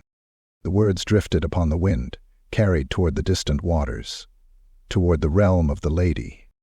Julien lowered his sword, and Renard let out a long, shuddering breath. His gaze softened, his body finally stilling. For the first time in years, there was no anger in his eyes, only acceptance. Then he exhaled one last time, and Renard de Lyonnaise, the false king, was gone. The end of a war. Julien remained kneeling for a long time, his hand resting upon Renard's lifeless shoulder, his head bowed in silence. There was no victory in this moment, only the weight of an ending. Then, slowly, he rose to his feet. The battlefield was still, the war finished, but his duty was not yet done. The people of Bretonnia still needed a leader. Not a king, but a knight who would remind them what honor truly meant. Julien turned toward the horizon, the morning sun breaking through the storm, casting golden light upon the ruins of a kingdom that could yet be rebuilt. He whispered one last thing to the wind.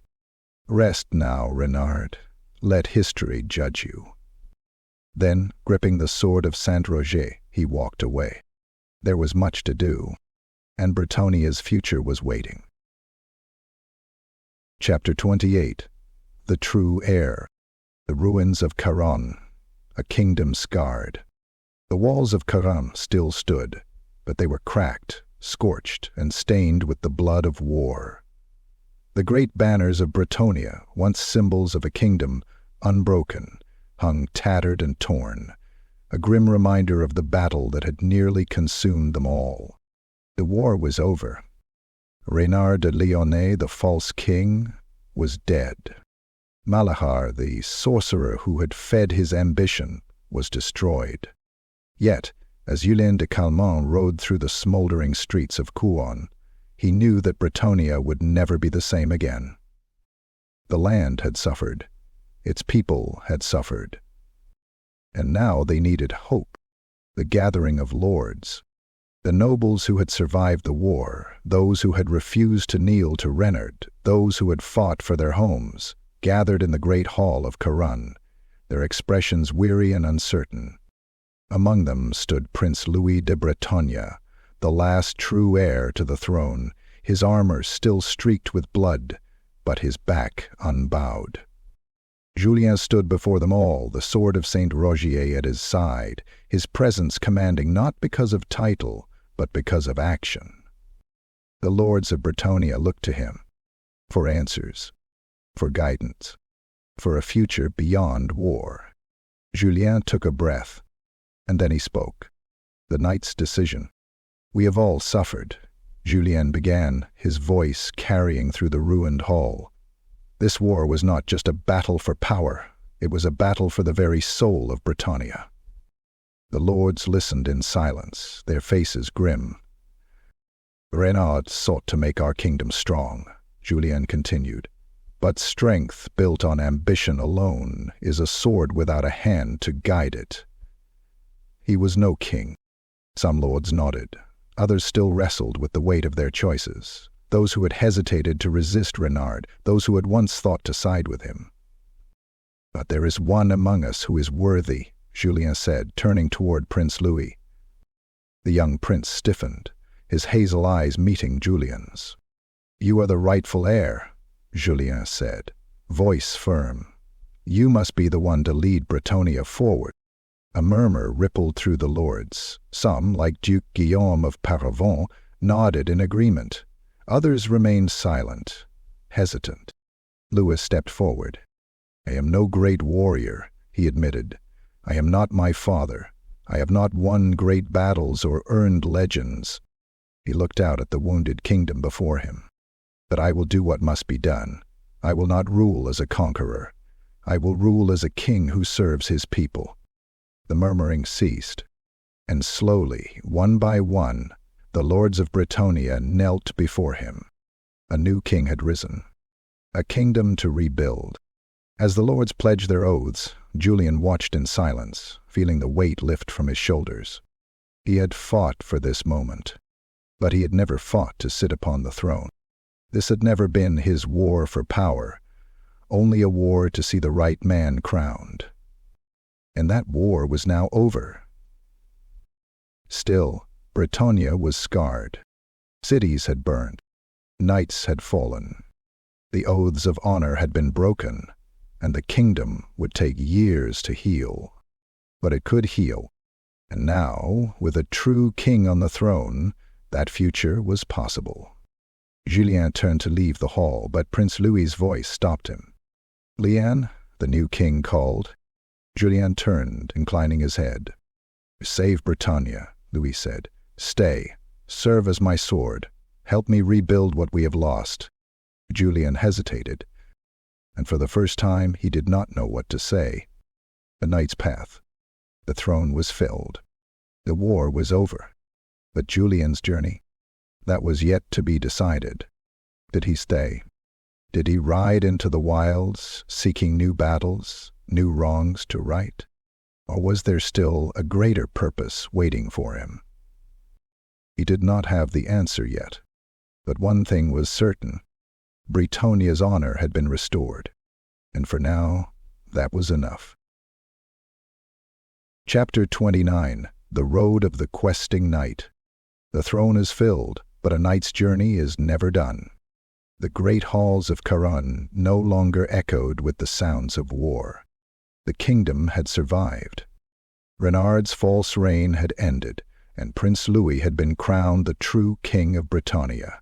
The nobles had pledged their loyalty, the people had begun to rebuild, and at long last peace had returned to the realm.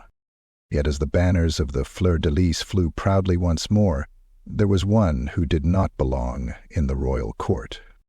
Julien de Calmont had fought for Bretonnia. He had saved his homeland. He had restored honor to the realm. But his oath had not yet been fulfilled, and his journey was not yet over. The king's farewell. In the courtyard of Kuron, the morning light bathed the polished stones in gold. Knights and courtiers moved through the city, their voices filled with hope instead of fear. At the castle gates, Julien stood beside his destrier, Beaufort, fastening his saddle for the road ahead. Behind him, footsteps approached. "Are you certain about this?" Julien turned to see King Louis, his newly forged crown resting lightly upon his brow, his royal blue cloak fluttering in the breeze. "You do not have to leave," Louis continued. "Stay here, and you could command armies, rebuild Bretonnia's knighthood, serve as one of my greatest lords." Julien smiled faintly. "You already have great lords," he said, "but you need something more than swords and steel to rule.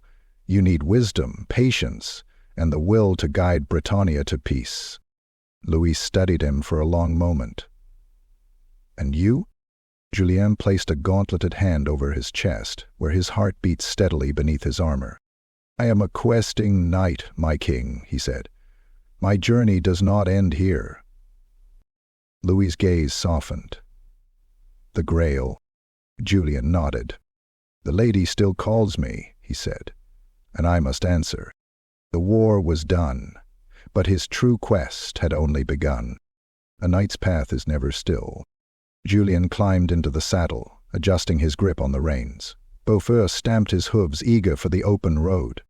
Louis took a step closer. "If you do find the Grail," he said, "return to us." Julien smiled. "If the lady wills it." He glanced back one last time, taking in the sight of Kuron, the city he had saved, the kingdom he had fought for, the throne he had secured for the true heir. Then, without another word, he spurred his horse forward.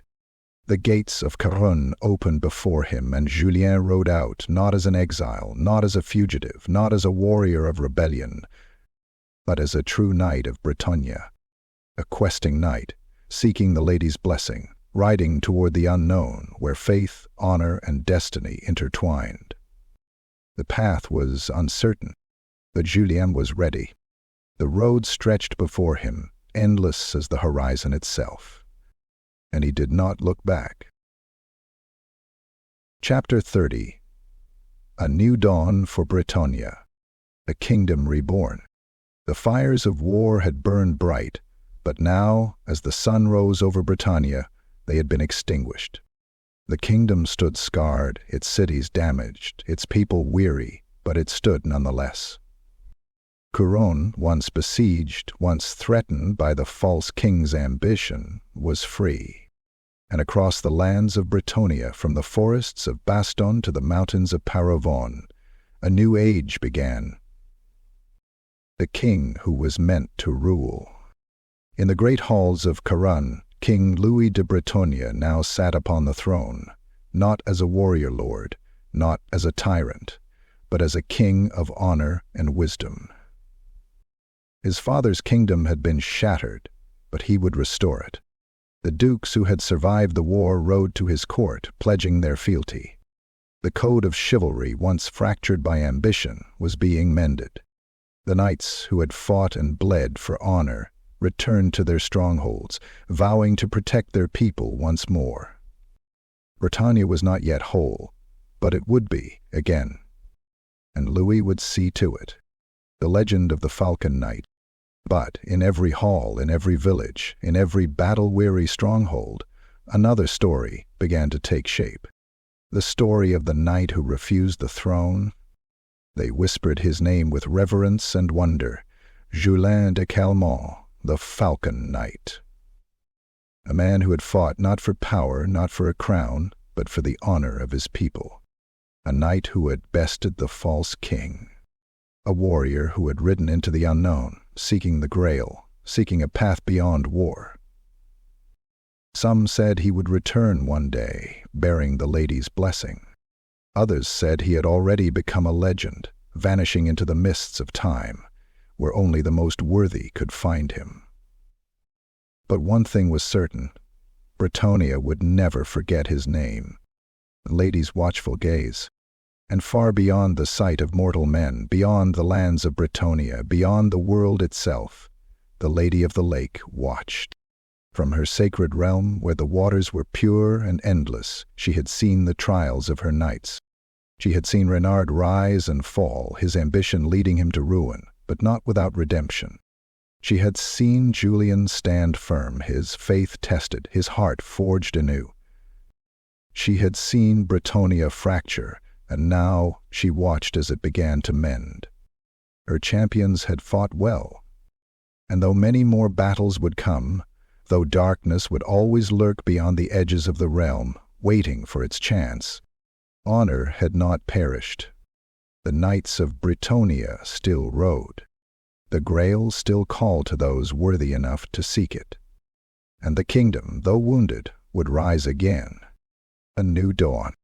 As the first light of morning touched the lands, the people of Bretonnia looked toward the horizon. For the first time in years, there was hope. And so began the next chapter of Bretonnia's tale.